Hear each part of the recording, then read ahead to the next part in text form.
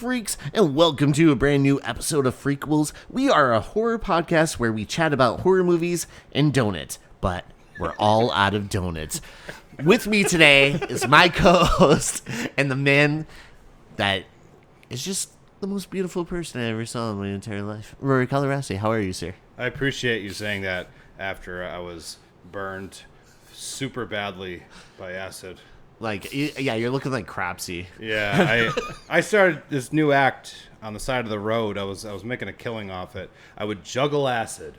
Yeah. And I got too cocky because I had 3 bottles and I was like, "Look at me, Mom." And then I'm like, "Wait, my mom's dead," and I hurt my own feelings. Yeah. And then I dropped them on myself and they burned me real bad. Yeah. So thank you for saying that to make me feel better about my current situation. No, it's cool. You have like a Harvey Dent, like instead of Two-Face, it's like All-Face. Yeah. But, yeah. That's what everybody's been calling me on the street. All-Face. Hey, All-Face. Get a face, All-Face. Oh, man, here comes All-Face. Why does he carry a coin around? It doesn't even make sense now. I miss having lips. Hi. Hi. And with us today, very special guest. I believe this is your 4th time on the show? Is that correct? Yep. Wow. Mr. Brent Wilson, how are you, sir? I'm good, but I gotta say, I'm a little annoyed with you, EJ, because I thought that I was the most handsome man you knew, not this guy. Oh, no. Well, it's okay because you graduated because I burned myself up with acid. All right, never mind. You stepped up. Yeah, you stepped up. I didn't realize he was all in darkness, and then when he put his head forward to talk in the mic, I went, "Oh, Hey, Brent, enjoy your lips while you have them. I used to be beautiful, damn it." So let's start it off. Like, what are some new movies you guys have checked out recently? Brent, do you want to start us off? Sure.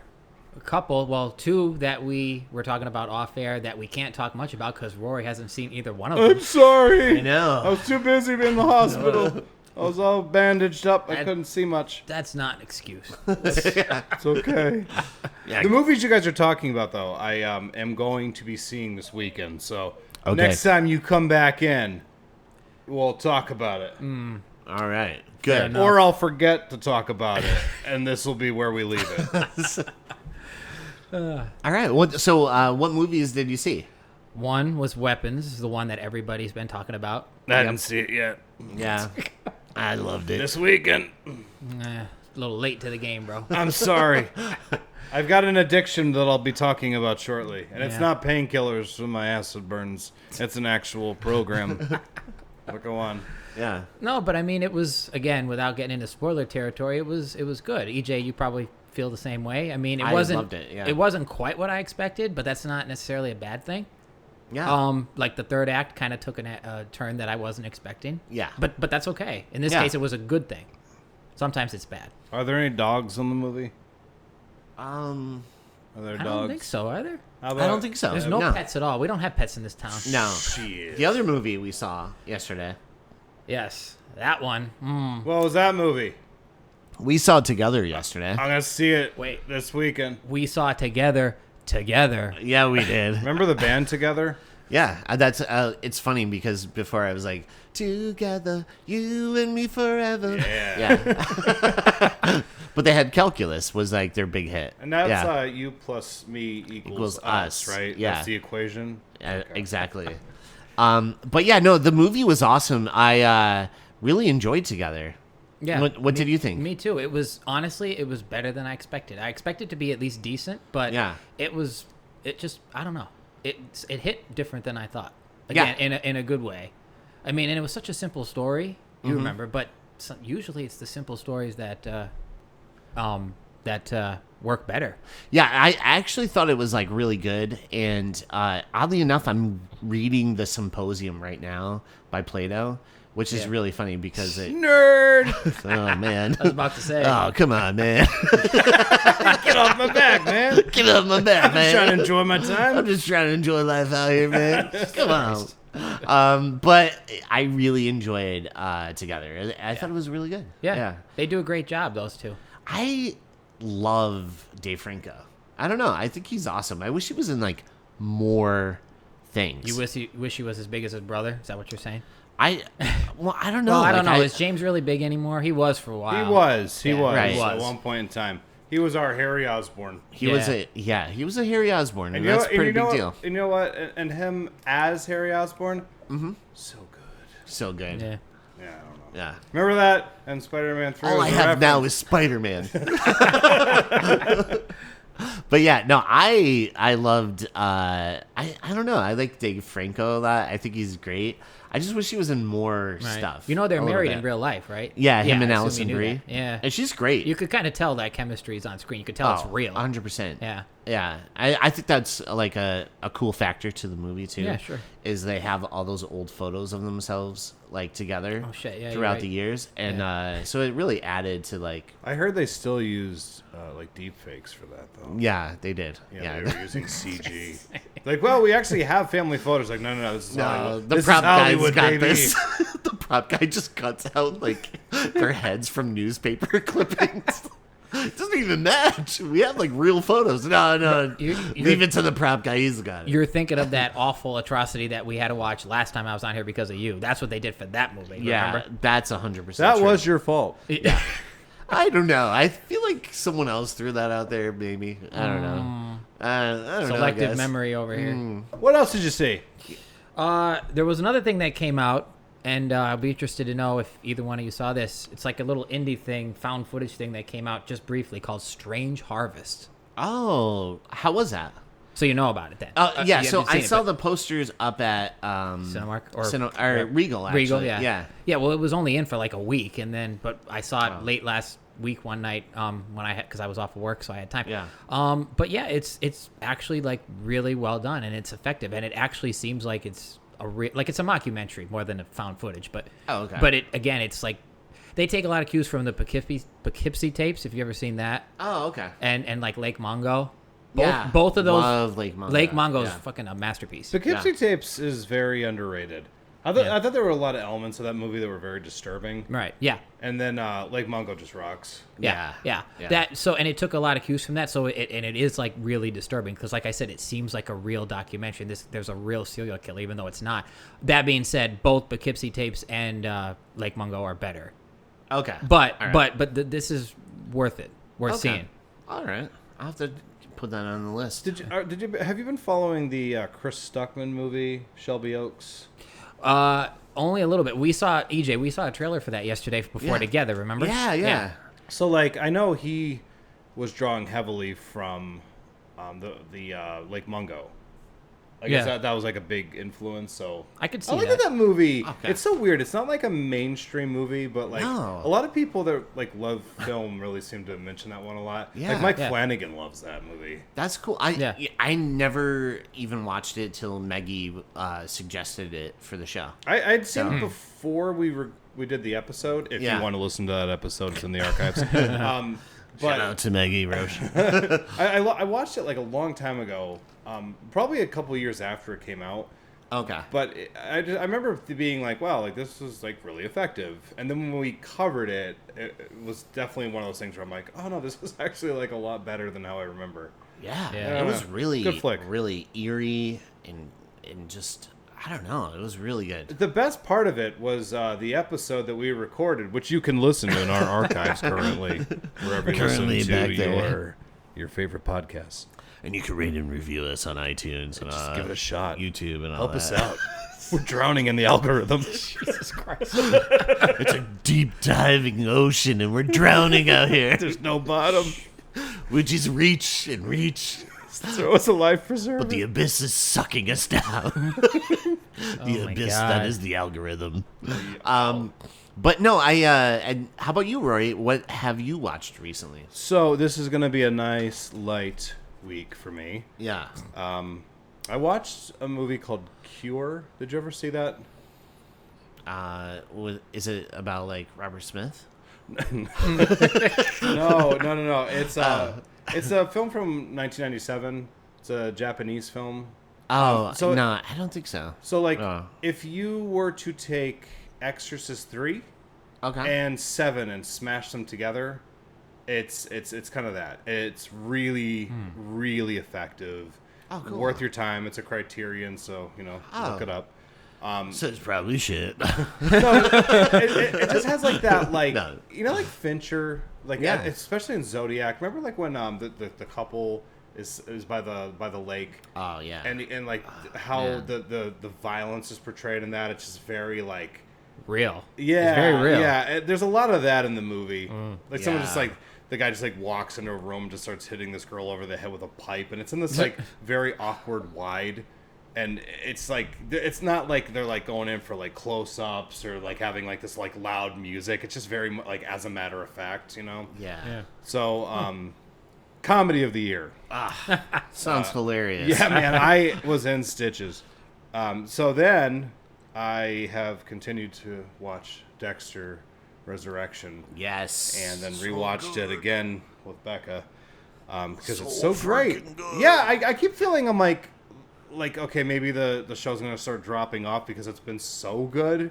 You know, like maybe we've seen the best of the season. And it just keeps going up. There's like moments in the show where I'm like, oh my god, I only have like 5 minutes left before it's over. Fuck! Like, something happens and I'm like so bummed out. So this is the time vampire that I've had in my life lately. The show Barry. Yes. I Oh, have 2 episodes left of the whole show. of the whole show. Oh my I think I God. started it last week, Yeah. and like I'm almost done with it. I have not wanted to do anything to watch Barry. That's awesome. Yeah, like sometimes it's just like, hey, do you want I to go love to that show. the movies, or do you want to go out and do something? And I'm like, no, man, I want to stay home and fucking watch Barry.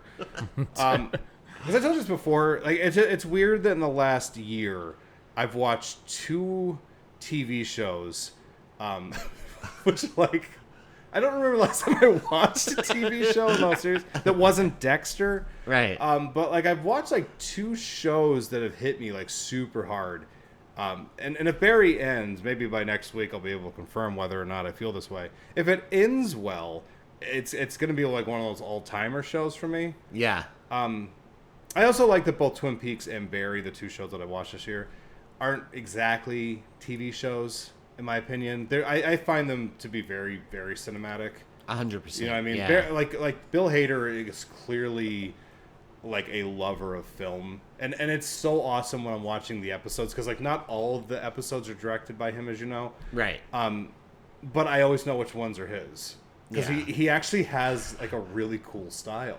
Yeah. I love like the way he directs some of his episodes. There's this one shot that he did in the do you remember that episode where like the biker gang was chasing him down? And it has that long shot of him getting away from them. Yeah. Yeah. Yeah. So like that one, so it looks like he has like a camera mounted to the front of the bike that he's on. Yeah. And he's just like passing through cars. There's like cars, long lines of cars on each side of him. And it's giving like this like real warped perspective.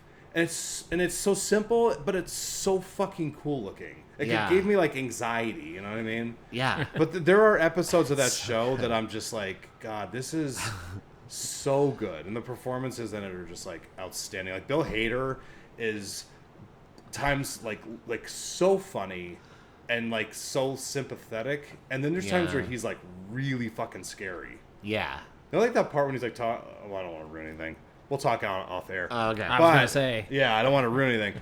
But yeah, I find him to be like some of like my favorite kind of characters, if you noticed, are ones that are like, they're like sort of like how Dexter is. Like they're like characters that are like definitely within the darkness, but there's sort of like a light within them, so it's Right. easy. Like you can kind of feel sympathetic towards them. It's almost like in a different set of circumstances, they could have been completely different people. Yeah. And it makes you feel kind of like bad. Yeah, like the deep sympathy. Yeah, for like them. you like you want to go in through the television and just like just like tell them it doesn't have to be this way. Yeah.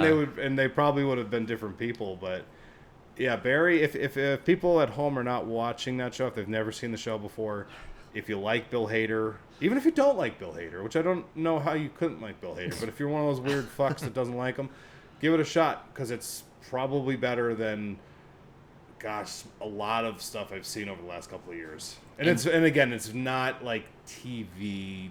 It's very, very cinematic and like exciting and just great suspense. Henry character. Winkler crushes it. He's Forgot about him. He is Gene. magical, that guy. And He's so beautiful. yeah, dude, that's the word. I could watch him do anything. Barry. He's just so awesome. I love him. He's wonderful. You know who I really love is NoHo Hank. Oh, he's the best. He's so funny. Like, incredibly effortlessly funny. And he's like this crime boss, but he's like hilarious. Yeah. Like he's definitely like a psycho in a certain way, but then also like just looking for love. Yeah. You know what I mean? And his relationship with Crystal Ball, was that his name? Yeah. Their relationship I just thought was like so sweet. Like I liked Yeah. seeing them together and stuff. And it was Yeah. it's a really I know I just said this again, but if anyone's watching this, listening to this show right now, seriously, give Barry a shot. Yeah. It's just great stuff. One of the best episodes is the karate episode. I'll just say that. So without giving it away. I was out with Matt Rinaldi last night. Yeah. And we were laughing hysterically about that episode. It is so funny. It took me like 10 minutes to understand if I was enjoying it or not. Because it's so like what the fuck is happening? And then it just keeps escalating. And I'm like, this is probably one of the funniest things I've ever seen in my entire life. Yeah. Also directed by Bill Hader. Yeah. But it's also like, again, like very exciting.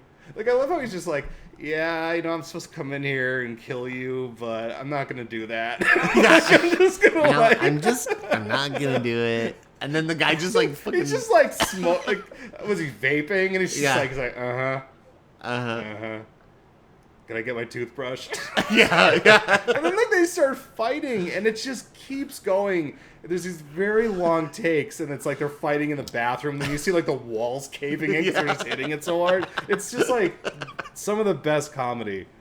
And the that kid too. What are you? Yeah.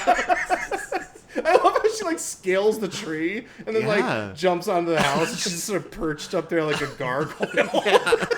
Fuchs is like losing it. It's so good. Fuchs is a character that I have such a complicated everything with. Like there's times where I'm like, I fucking hate him. Yeah. And then there's times where I'm like, you're not so bad. I guess it's sort of like the relationship that Barry has with him. Right. Where it's just kind of like, I'm going to fuck this guy. And then you're like, he's kind of funny. Yeah. He's like, it does seem like he has my back. I don't know. Yeah. Like he seems like he really does care about Barry, but he's like, but he doesn't. He's a selfish, opportunistic vampire. But like, there's moments where, like when Barry shows him any kind of love, it's like it breaks him. Yeah. There's an episode in the 4th season where, you know, you feel like you know what Fuchs is up to, and then he's just kind of like, oh, I got your back, buddy. Like, yeah. But I won't talk too much about Barry, but watch it. Yes. I don't usually recommend TV shows, but I recommend Barry. EJ, what the fuck have you been watching? So I, besides Together, I'll just throw this one out. I went to see the 35th anniversary of Teenage Mutant Ninja Turtles, 1990. That show thing. Ooh. And I loved it. It was amazing. I had so much fun, and it was great to just see that on the big screen again. I don't know. It was just like just to see it and experience it like that. It was just awesome. I love the soundtrack. Is that still the best Ninja Turtles movie ever made? I think that, and I love. I know you love 2. Yeah, I'm such a huge fan of part 2. For the longest time that I've known EJ, for the longest time, that was always his favorite movie ever made. Yeah, The Secret of the Ooze. I watched it more than probably any movie. Like growing up, it was on all the time. Yeah, I would just watch it. It's lots of fun. Yeah, I love that movie. David so Warner's much. in that movie, isn't he? Yeah, yeah, David Warner. Yeah, he's in it. And then Kevin Nash, the wrestler, he played Super Shredder. Dave just met him. Vanilla Ice. Yeah, That's probably like one of my favorite movie moments. I know some people might call it bad. There's something joyful about it. yeah, I love it. Go Ninja, go Ninja, go. Go Ninja, go. If you're Ninja, our go. age, that means a lot to you. I was about to say that's before my time. Yeah, I think. The only thing that I like that's missing, and he's like one of my favorite fictional characters of all time, is Casey Jones. I love Casey Jones. He's like one of my favorite just fictional characters. And I wish he was in part 2, but that's okay. You know. It's okay. And the first one, he crushes it. He comes He does. in. Jose Canseco bet. Tell me. You didn't pay money for this. That's so good. Cricket. First, you know how to the crumpet to cricket. You know? But yeah, I totally. It was just so rad. Was that everything you saw? Yeah. Can I hit you with one more thing? Yeah. I forgot to mention this. What? But I didn't forget to mention it, actually. I wanted to have a moment because it's a little different than a movie. I saw something better than a movie. I saw our buddy Chris Schwartz perform. Oh my God! Yeah. How was that? First off, just want to plug his socials. Schwartz Dreamboat, make him happen. He's hilarious and he deserves it. So I went and saw him at the Electric City Improv. Yeah. Go there, everybody listening. I'm not kidding. Like the guys he works with, like I was expecting just to be like supportive of my friend that I know is funny. Uh-huh. I didn't realize that there were like people that were going to be like Next level. Yeah, like they're so funny. That there was parts where I was like laughing so hard that it was kind of hurting me. Like Becca was laughing super hard. Like it was great. Their first set was like the energy in the room was just like insane. And it was like a murder mystery thing? No, that was the next day. Oh, that was Friday. Friday okay. was literally like if you were watching like Whose Line Is It Anyway? Oh, okay, it was gotcha. that kind of thing. Yeah. And they would just kind of go up there and do these skits, and like they're all so quick. And like Chris, the one thing I love about him as a performer is that sometimes he'll just say something that in no universe I would ever be expecting, and it'll just catch me off guard. And I'm sure he heard my stupid laugh the entire time. You know? But I saw that, and that was my favorite thing I saw all week, honestly. Yeah. He did an awesome job, and like if He's you're in so the greater funny, too. Scranton area, go to the Electric City Improv. Not just for him, but all those performers. Yeah, dude. Seriously, Chris, who's been on the show, Freddy vs. Jason, and House of a Thousand Corpses. If you go back and listen, you could hear firsthand how funny he really is. I'm trying to get something together to get him with some of his buddies, improv buddies. Oh my God, like that I won't be able to handle that. Yeah, I don't even know. But yeah, I didn't mean to cut you off. I just didn't want to lose that one. Yeah, that's. I think they're performing again on Friday, so I'm probably gonna go to that one too. Would you ever consider doing improv yourself? I don't know if I'm like. I think you're so funny. I think you would kill it. I'm not like funny. I'm like upsetting. Like when people, people are just like, "Oh my God!" Especially now after you burned your face. Yeah, with now acid. I'm unsightly. My views are disgusting. All face colorazzi. They're like, "Oh no!" Oh, that guy thought he was dead. He looks dead. Oh my God! Jesus. He looks like Gary Oldman in Hannibal. Ew, that bad, huh? Oh, God. Jesus. Yeah, check him out. Ninja Turtles was a lot of fun for you, though? Dude, the best. It was amazing. So wait, I have to say, you went to see that, but you didn't go see Texas Chainsaw with me? No, I know. Lame. I know. Lame. I suck. Can I add something to that, though? You didn't either. I didn't. I wasn't feeling Oh, yeah, great. that's right. But I'm less inclined to see digital releases of classic movies. Like, I'm more excited to go into, like, the Mahoning Drive-In or the Gap Theater. Go to those places in America. Yeah. Because they show, like, 35mm prints. I'm always just kind of like, well, I can watch a digital presentation at my home for some of these movies. I want to see Texas Chainsaw Massacre. I imagine Texas Chainsaw Massacre on 35mm must be a fucking experience. Oh, God, yeah. The cleaner that movie looks, the more you're doing a disservice to it. Yeah. It needs to have, like, that gritty, grimy, like, you need a shower after watching it type of thing. Kind of like the movie we're covering today. Oh, let's was get about to into say that. Hey, speaking of filthy, Gritty. disgusting, gritty, Trashy. trashy is the great word. Exploited. Exploitative. Yeah.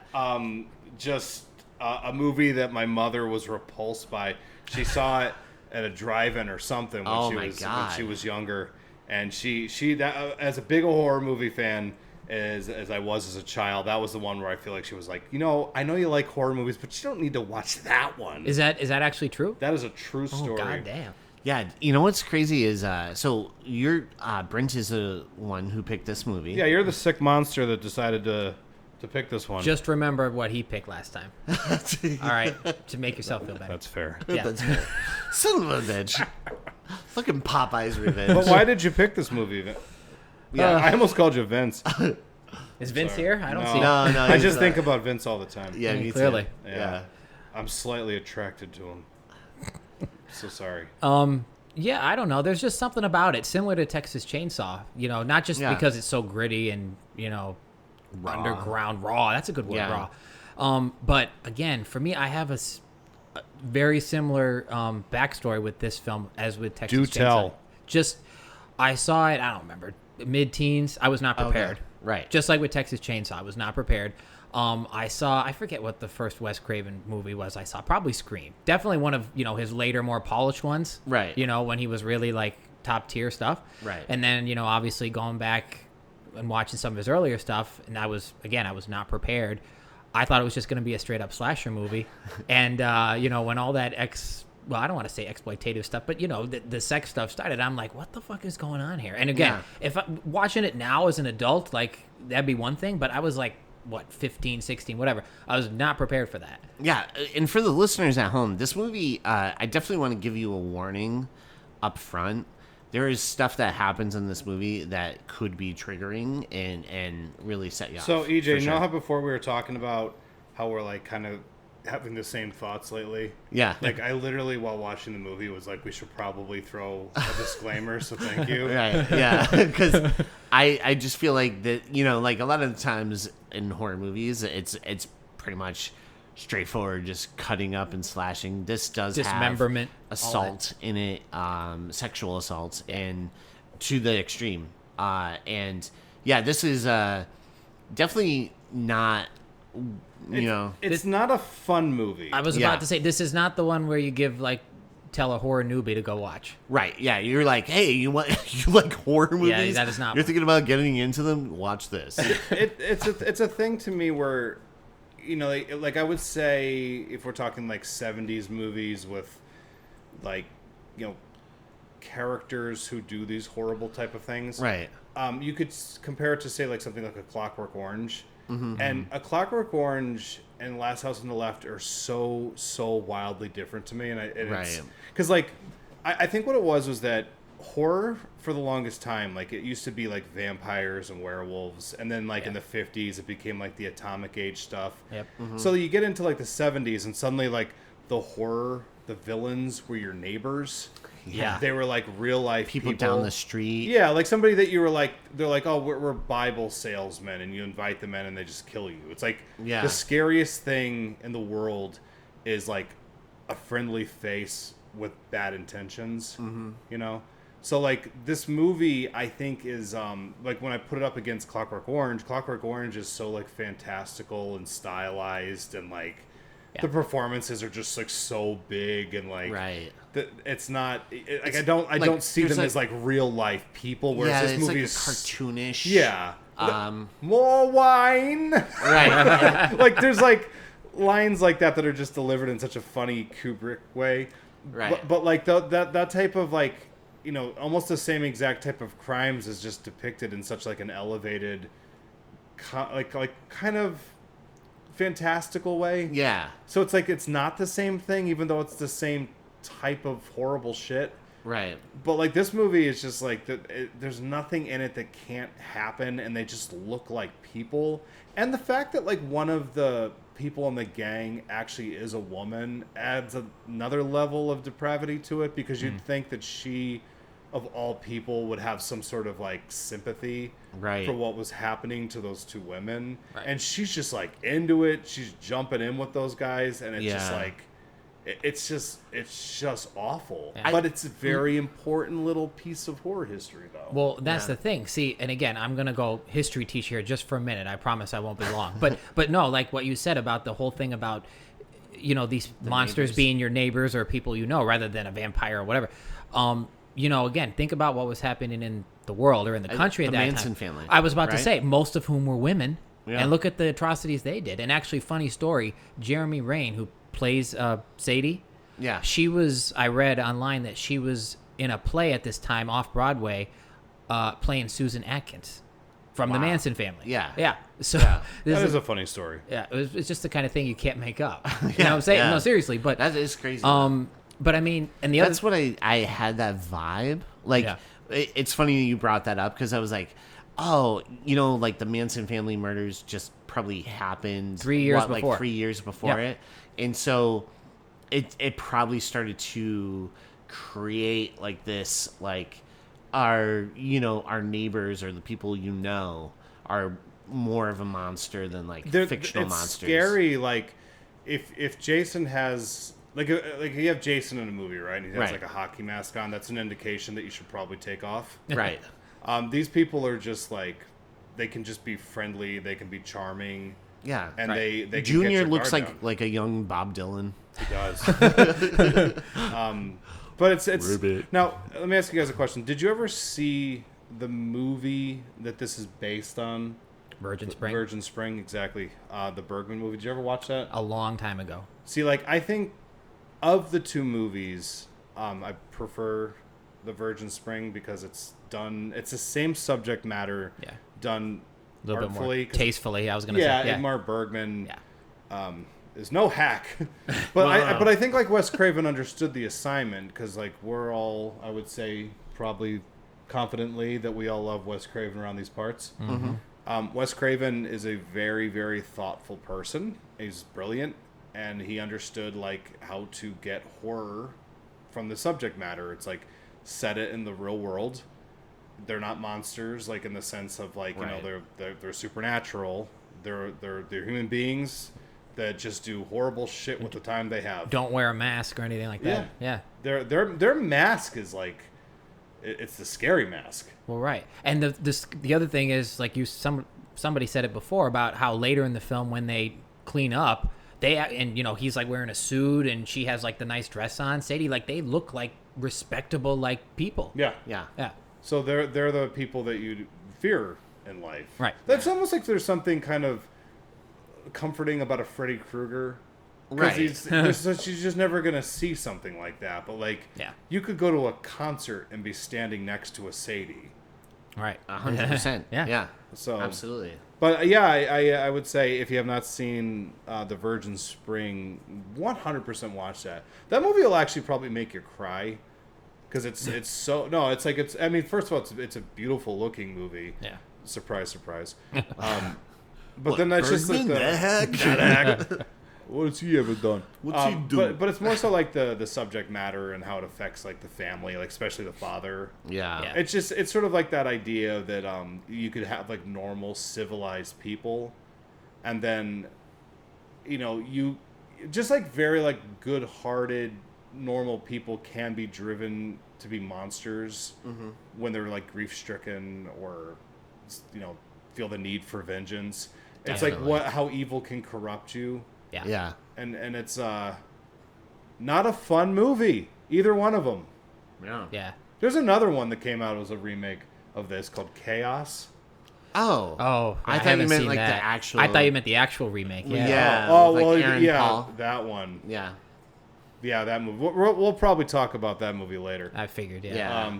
But anyway, we should probably get going on this. Yeah. So let's get into it. So the film starts in some beautiful nature shots and stuff, and then we see this older guy who's basically going through the mailbox of Mary Collingwood. He's the mailman. He's Yeah. bringing mail. Yeah, But you act and- like he's going through there like he's fucking rifling through their shit. Well, yeah, I mean, he's like going through it though. He's like, how much mail is she getting? Oh, yeah.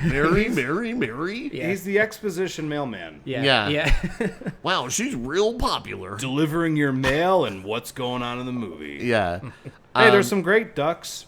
There are some great There's ducks. some ducks. We keep seeing them. And also, what really helps this movie is that it does sort of have like that 60 millimeter film that they Yeah. used. Yeah. Kind of Yeah. gives it like a documentary sort of style. Yeah, to it does. It really, absolutely, 100%. It looks like, like at that time, it would be like news segments were probably filmed Yeah. with that same kind of Yeah. camera. Yeah, You yeah. know what I mean?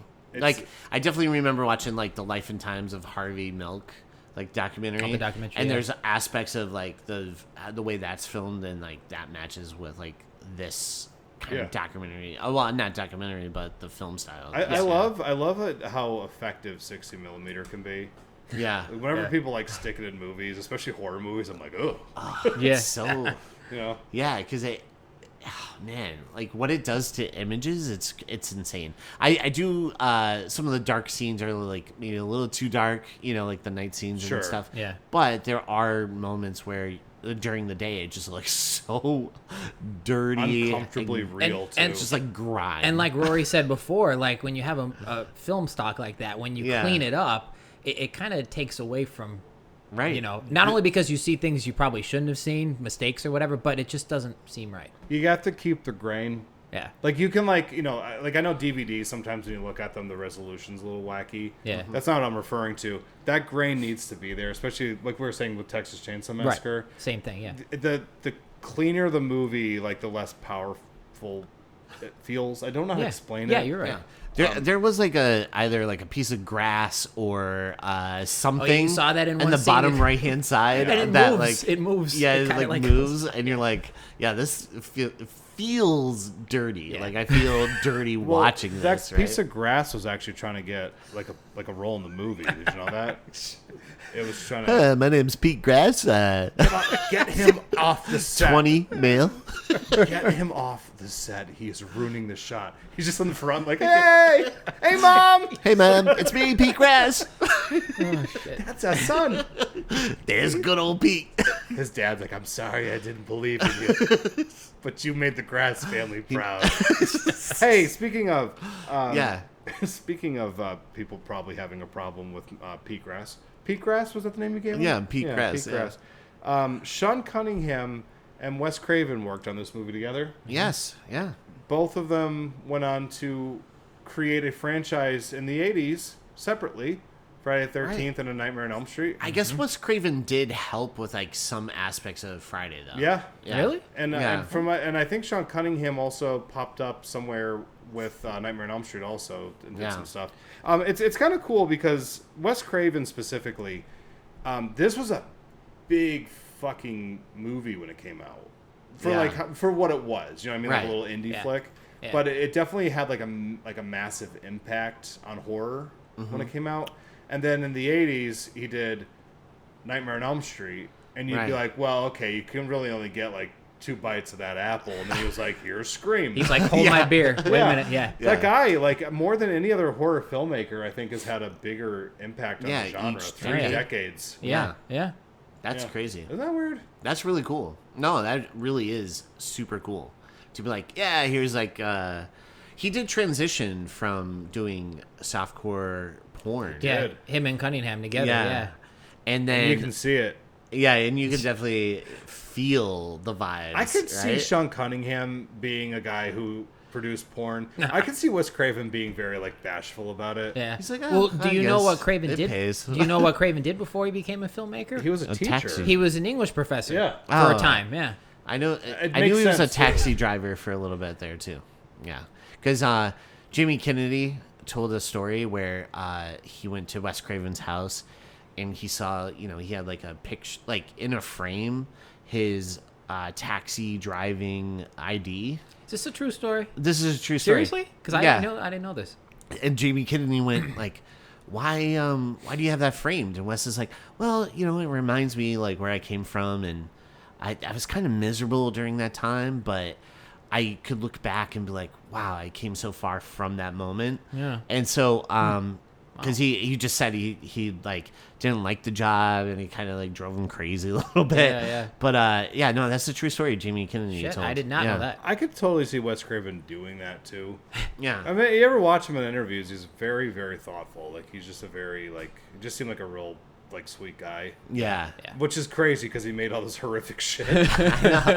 Matthew Lillard always said like one of the most touching moments he's ever had is because of Wes Craven, and it was like they were filming the climax of Scream, and Matthew Lillard's mother called him, and then he was like, "Oh, can I talk to your mother?" And so he talked to her and he's like, "Yeah, I think your son's gonna win an Academy Award someday," because he was just so blown away by his performance as Stu Macher. Damn. And whenever Matthew Lillard brings that up, he always gets like teary eyed and like thinks about that. I didn't know that either. Yeah, Everybody that worked cool. with Wes Craven on those Scream movies, they all seem to have like some sort of special personal relationship. Yeah. I know, Yeah. like, if you ever listen to Nev Campbell talk about him, there's like Yeah. such love in her voice, and that's great. I think he was like a special filmmaker. I Yeah. don't think he gets nearly enough credit either. I think he No, got written off yeah. as just being like a horror filmmaker, as if that's some sort of bad thing, you pricks. Yeah. But like I think like even like, if you dissect what like Nightmare on Elm Street is, like not just some person could have made that. No. That is a layered fucking concept done in a marketable way. Like this is like a brilliant movie. Like just Yeah. like the concept of it, you're just like, where did that come from? Yeah. But it's presented like a teen slasher movie, but like the layers to it are like remarkable.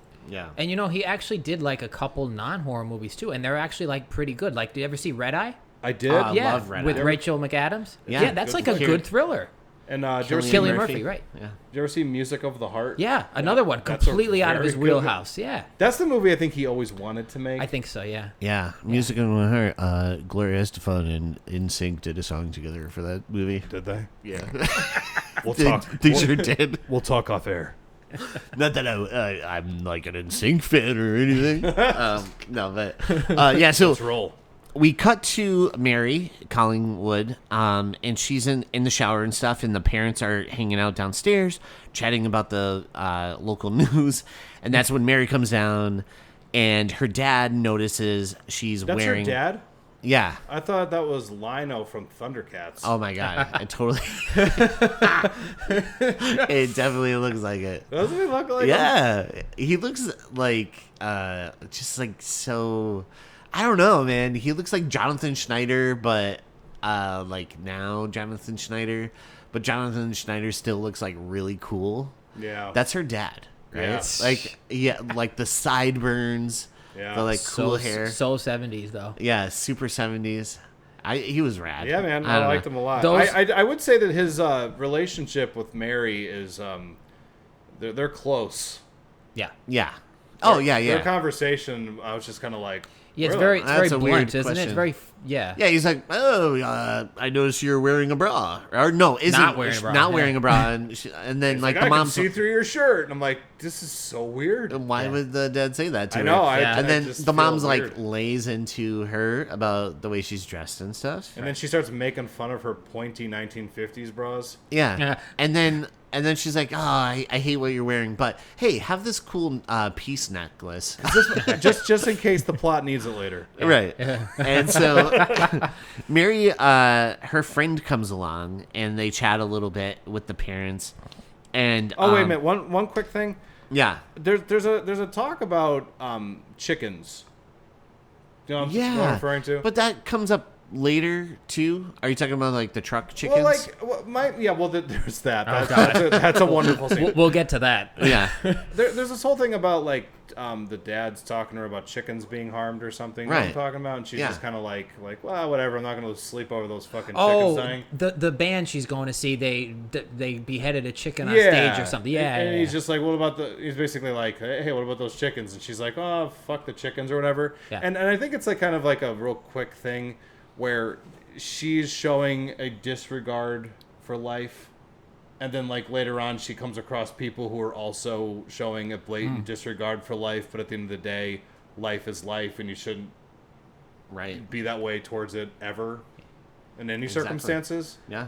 I don't know if that was if that was something or if I'm just reading too much If it into was it. just a throwaway No. line, yeah. Yeah, Knowing I Wes think Craven, so. it was probably something. Yeah. Yeah, he was an avid bird watcher. I don't know why I know all these weird Wes Craven. Yeah, you really I'm do. just like coming out with these facts. Bro is tonight. obsessed with Wes Craven. When we were growing up, he was like the guy, though. Yeah, Yeah, no, he really Like, is. we Yeah. probably collectively have his whole life figured out. We mean, knew, like, bro, yeah. because he's amazing. Yeah, he was an avid bird watcher. Like loved bird watching. God, what what didn't he do? Yeah, I know, right? Like he was just like this crazy guy. But it would make sense. He probably has such a love of For like birds. nature and Well, stuff. and also he Yeah. again English background, educational background, Yeah. so he knows how to put layers into his shit. Yeah. Yeah. But because I know, like, if you ever watch him do interviews, like, there was always thought put into things that did seem like they were throwaway, but that Yeah. jumped out at me where I was just, like, her being like, well, I'm a human being and I don't show regard for, like, chickens Right. or animals. Animals. But then, like,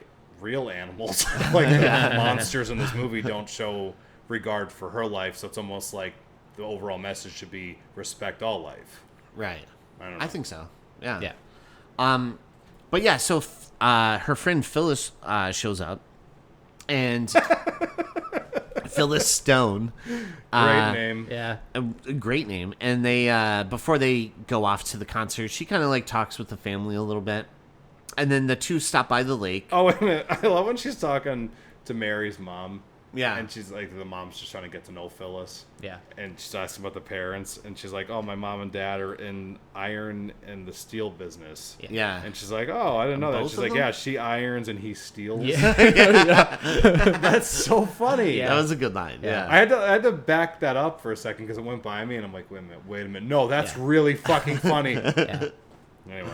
Yeah. Speaking of bad names, I just have to say this. I meant to say this earlier. You know, the parents, Mary's parents, I think they were the only two quote-unquote professional actors in this, as in they had been in stuff before, like soap operas Wow. and stuff. That's crazy. And they both had Thundercats. they were both credited under pseudonyms for obvious reasons. I wouldn't want my, but the father's real name was Richard Towers or something, but they gave him the horrendous pseudonym of Gaylord St. James. That's what he's credited as in the credits, and I'm Yeah. like, what the fuck is that? What was his name? Richard Towers? Something like that. Richard Yeah. So in some universe, someone could have called him Dick Towers. What a What name! a cool name. Just call me Dick Towers. Oh God. I can't. That is outstanding. I actually love that. Yeah. Yeah, so the two stop by, the two girls stop by the lake and drink a little bit.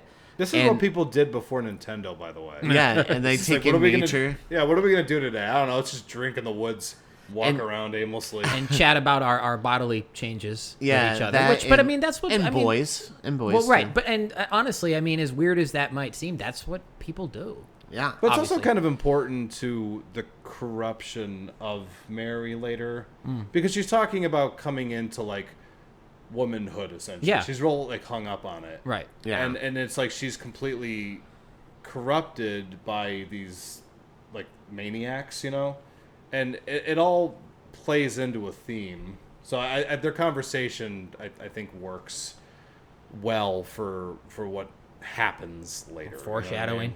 yeah. Yeah. So they get in the car and they're driving along, and they hear over the radio about two prisoners who escape. And then they start to go into details over like the escapees and known, accomplices and stuff. Which is a great way to get exposition out. Yeah. Yeah. So I mean that in like the sense that like you get to like they're driving around the car, so there's like action going on. right. But like they're like, basically telling you what you need to know about the bad guys. Yeah. Yeah. That they're vile. Yeah. Pretty Like much. you get a sense of who they are without having them have to explain it. Right. So Krug Stillo and his heroin addicted son. You got them hooked on heroin. Yeah, Yeah. Krug is known for a triple homicide, a priest, and two nuns.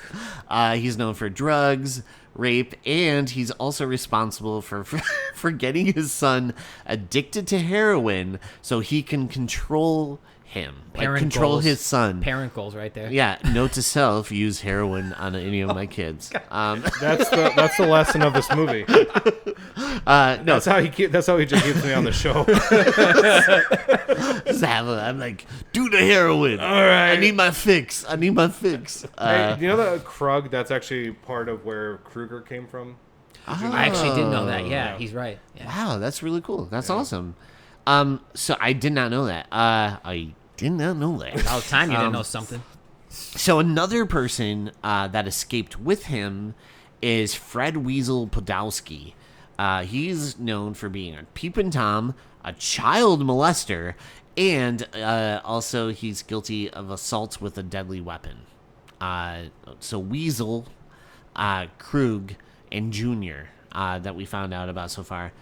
And the woman who was the getaway driver, they don't know her name or anything, but they just pretty much describe her as a lady with animal-like qualities. And I'm like, what? That's okay. How do you get that just from a person driving? It's the hairdo, I guess. I don't know. I guess. Maybe she's just like batshit crazy. I don't know. Yeah.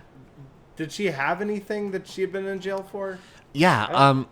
So I think later on they said she did time for something, but right, like in one of the conversations in the apartment, but I don't know. I don't remember. Did Wes Craven run out of crimes?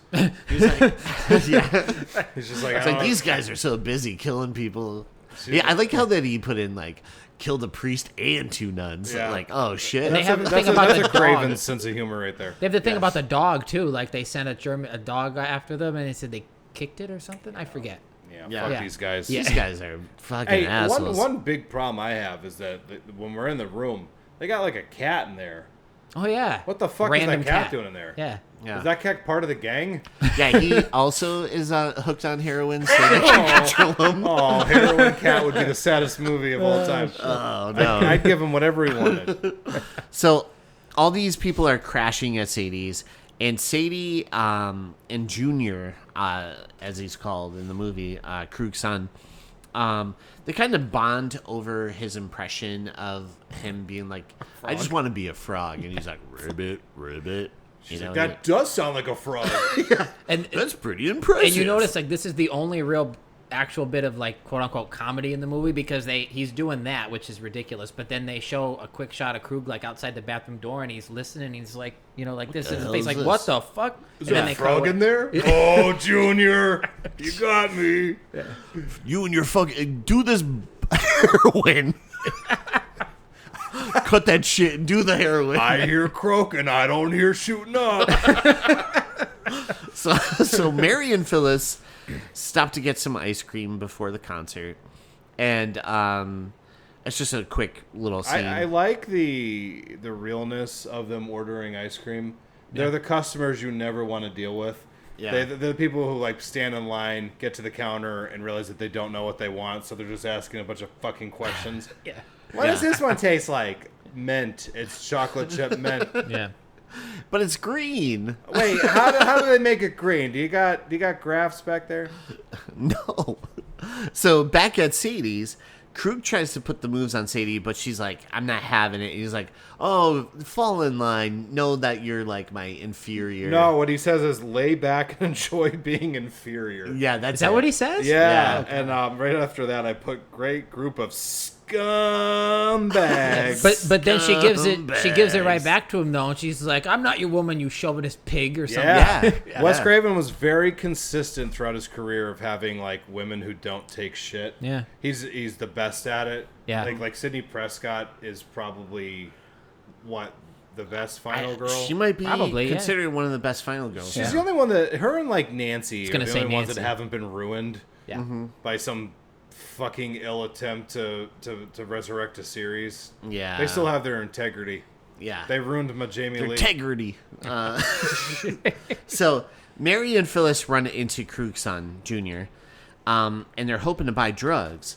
And he tells them, he's like, nah, man. Nah, I ain't got it, right? And then as soon as they're walking off, he's like, you know what? Yeah, I got stuff, but it's like $20. You gotta follow me upstairs. So he leads them into a trap into like Sadie's apartment where Krug and Weasel kind of shut the door, and then they're like basically assholes. But back at Mary's home, her parents are setting up a surprise party for her. Do you know what it is? The parents are setting up the "nothing bad is going to happen today" themed birthday party. Oh, and the music That playing. deserved a bigger laugh, you prick. that was funny. I was gave it a excited. laugh. I wanted more than that. I wanted an EJ laugh. You I bastard. tried. But the music playing during this scene is actually hilarious. Like a lot of the music in this movie there's one song in particular, but the music playing during this is like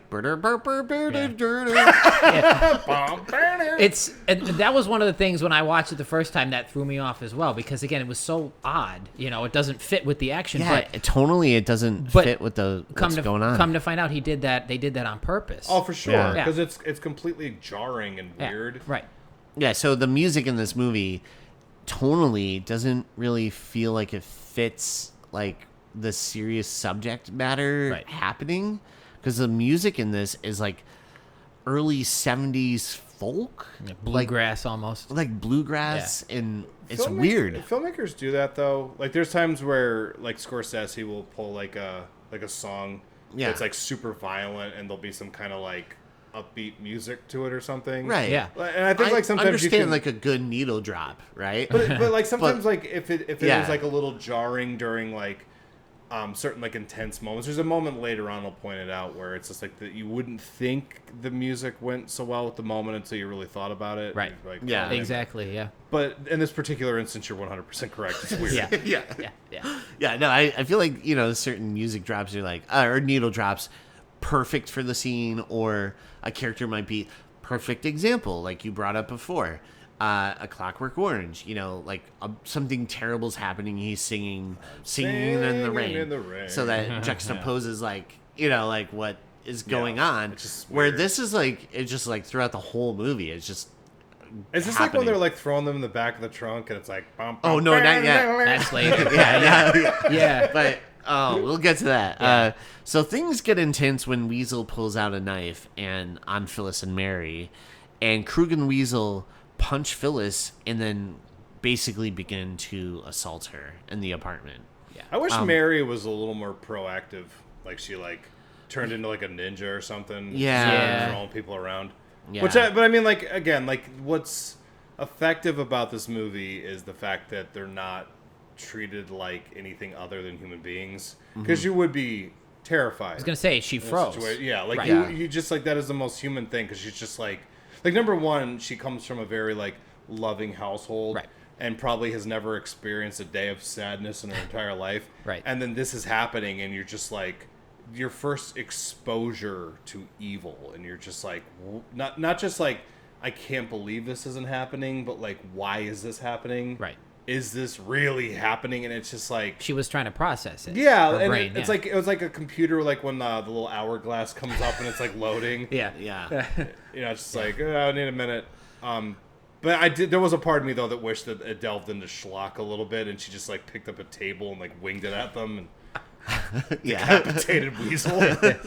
Whichever one kicked the dog, that's the one that needs to get decapitated. Yeah. That was Sadie, I think. Yeah, bitch. Yeah, it makes sense. Don't you kick dogs. Hey, I was out last night for ice cream with Becca, Matt Rinaldi, and Melissa. Yeah. And some guy brought his dog, and he bought him a little puppy, Aw. little I thought that was going to little end dish. differently. Yeah. No, man. He I bought was him like, a, what? he bought him a little dish of ice cream. That's cool. And I got to watch the dog eat the ice cream, and it was sort of like, hey, life's not so bad. Yeah. Wholesome moment right there. It was. Yeah. Now back to Last House on the Left. Did he cross his legs and eat it Daintily. with a spoon? Very Sitting down. daintily. Yeah. Okay, cool. So the next day, the gang takes Phyllis and Mary to the car, and they put them in the trunk. Meanwhile, Mary's mother is a little concerned, but the father kind of brushes off. One thing I just wanted to mention too, there's while that unpleasantness is going on in the room, Yeah. they're cutting back to the parents a lot, Right. And the parents are kind of being like affectionate and like loving with each other. Like basically, they're gonna go. Yeah. The kids are out of the house. Yeah, pretty much. Drop them close.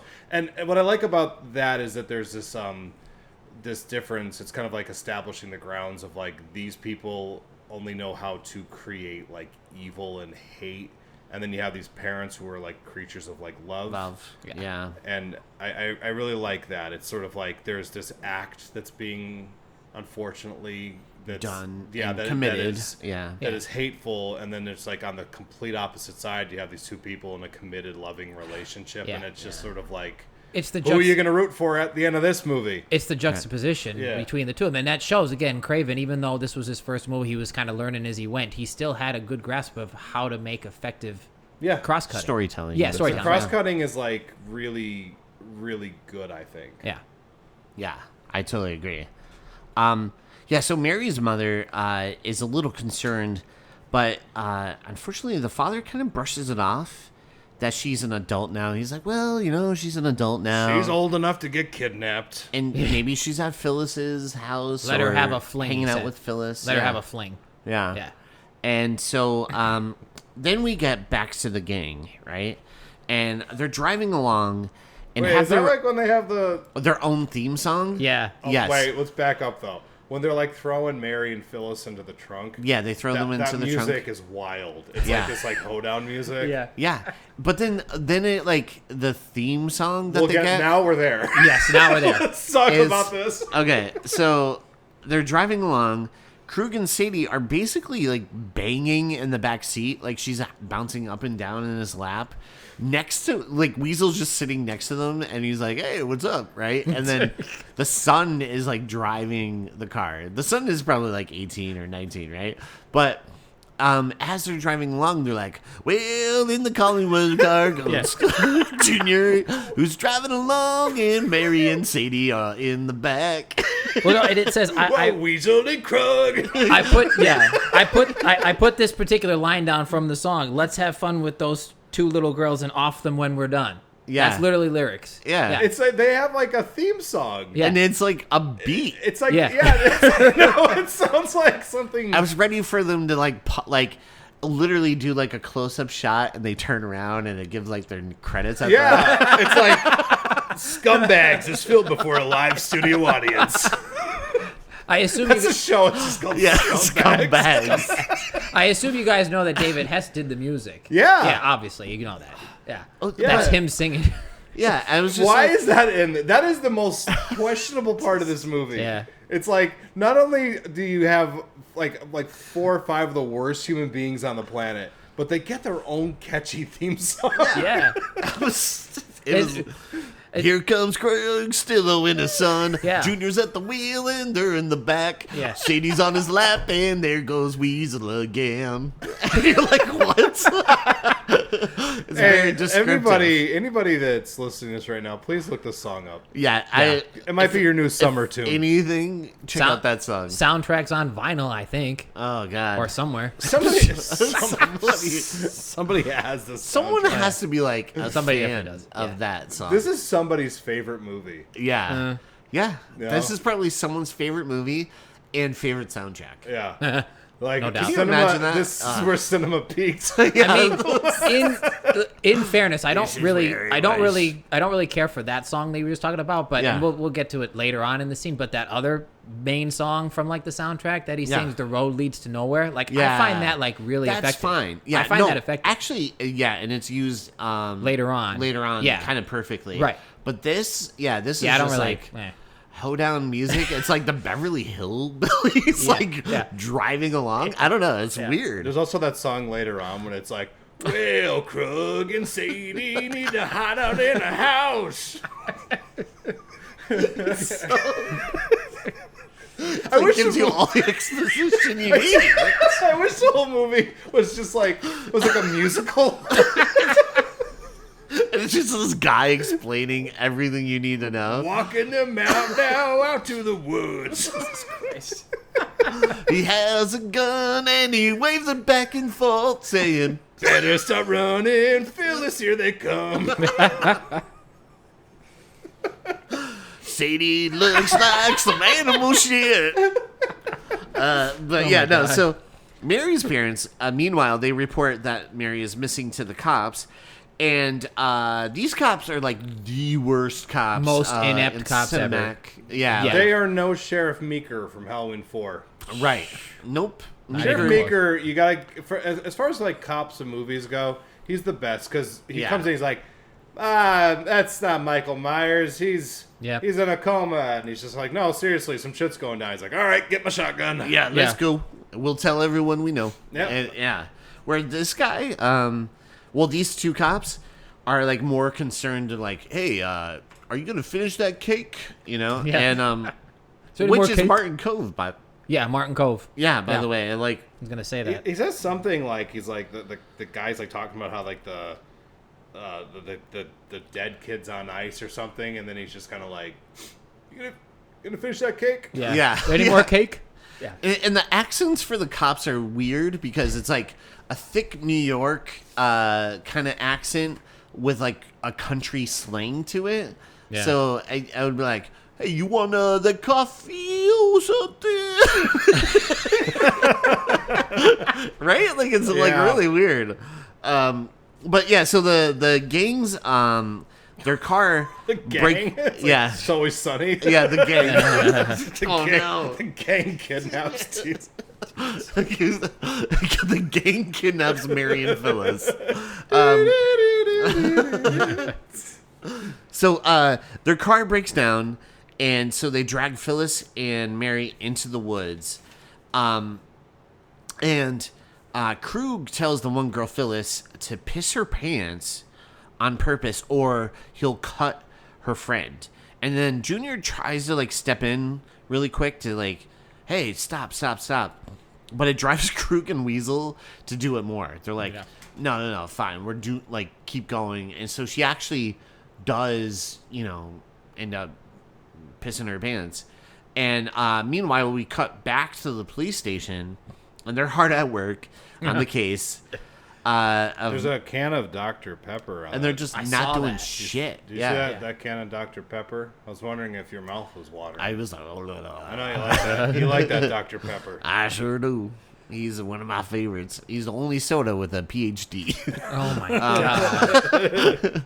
So, but these cops, they're like not doing shit. They're like, "Oh yeah, we'll look for Mary. Yeah, sure."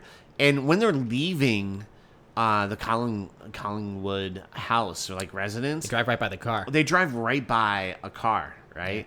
And they're like, "Oh, should we stop?" They're like, "Nah, we'll just keep going," right? So they go back to the station, and they're like, "Yeah, we better get back to like work on this Mary case." But then it just shows them, and the two are just sitting there talking and like relaxing in their chairs. They're not doing shit. They're bullshitting, yeah. Yeah, they're just like bullshitting. Meanwhile, Krug leaves Weasel in charge while he goes to do something. I don't know. He's back just up to like the car for something. yeah, he's like, I'll be right back, right? And I so left my Slim Jims in the car. yeah. So Well, Krug's gotta go back to his car. he's gotta break into those Slim Jims. Jesus Christ. So Phyllis comes up with like a kind of like a small plan with Mary. She's like, "Okay, I'm gonna try to make a run for it with the hopes of drawing these people away. And when I do, you just make a run for it in the opposite direction." And she doesn't listen. And she like is like, "Oh, yeah. But she doesn't leave. Like No, she she like just sits there and dicks around. You Yeah. forgot something. Before that happens, before Krug leaves, Yeah. they force the two girls to perform whatever, some Oh, kind we of didn't sex forget. Well, the thing Yeah, is, no, here's the thing though. The reason I bring that up is because Mary afterwards, she's like, again, like we were saying before, she's kind of like in shock. She's like crying. She's like, Yeah. again, a very real human reaction to a situation like that. So she's not really comprehending what Phyllis is telling her. yeah. That's true. She probably was in like a state of shock, Right. And in that, just like that overwhelming feeling of violation, Right. and terror, all Yeah. those things. Yeah. I guess I probably wouldn't follow through on some plans. Yeah. But yeah, so Weasel and Sadie give chase to Phyllis, and Mary kind of stays back, but Mary is trying to bribe Junior to let her go. And she's like, "I'll give you drugs, like I'll give you a fix." And he's like, "Oh, wait, all right, now we're talking," right? And then she's like, "Yeah, my father, he's a doctor. I could get you meth." And Wait, she doesn't say that. yeah, like like methadone. Methadone. Oh, yeah. methadone. Okay, I was gonna say My dad cooks. got a whole Walter I'm the White one going. who knocks. Yeah. Yeah. I'm the one who cooks. Well, Mary's dad is cooking meth all day. To our listeners, I swear there's no alcohol on the table or any other kind of things. We live He's a the life one. of intoxication. No alcohol in our bodies. Everything's nice. Everything's good. Dr. Collingwood is cooking his meth. So the cops. Hey, when Phyllis is out running around, by the way, Yeah. I really wanted her to start setting traps like in The Predator. Oh my god. Yeah, I mean, she's covering herself in mud You and are shit. one ugly mother. I really wanted Phyllis to just start like they're like, I don't know, she's up in a tree or something and they're walking by and she like drops a rock on their heads or something. I don't know, just something. She just like cuts a rope and a tree. Like she does like Return of the Jedi. 100%. It's too long. Just Jesus Christ. Oh, EJ just broke me. I'm like, I'm lightheaded right now. Oh, sorry. So the cops are playing checkers, which is great. It definitely looks like they're looking for Mary. Certainly doesn't like break up that suspense ending. Right? Yeah. And over the radio, they hear the car, like a description of what the car, the fugitives were last seen driving. And they realized they saw that car when they were leaving the Collingwood residence, right? And they're like, I just love the main cop, I guess like the sheriff. He just goes, "Oh boy, that's the one we saw." Yeah. At least they were smart enough to fucking realize that. Let's be honest. Yeah. But they're like, "That's the one we saw, right?" And it's like, "Yep." Oh, yeah, boy. We're not very good at our jobs, are we? Yeah. So Phyllis hits Sadie with a rock, right? At one point they're wrestling, and Phyllis hits her in the head with a rock. Like a one-liner, like "I'm ready to rock." Yeah. I mean, Phyllis had some one-liners and some booby traps. Well, she did say a line but using a word that wouldn't be appropriate in our current age. Right, But yeah. I wouldn't call that a one-liner. Yeah.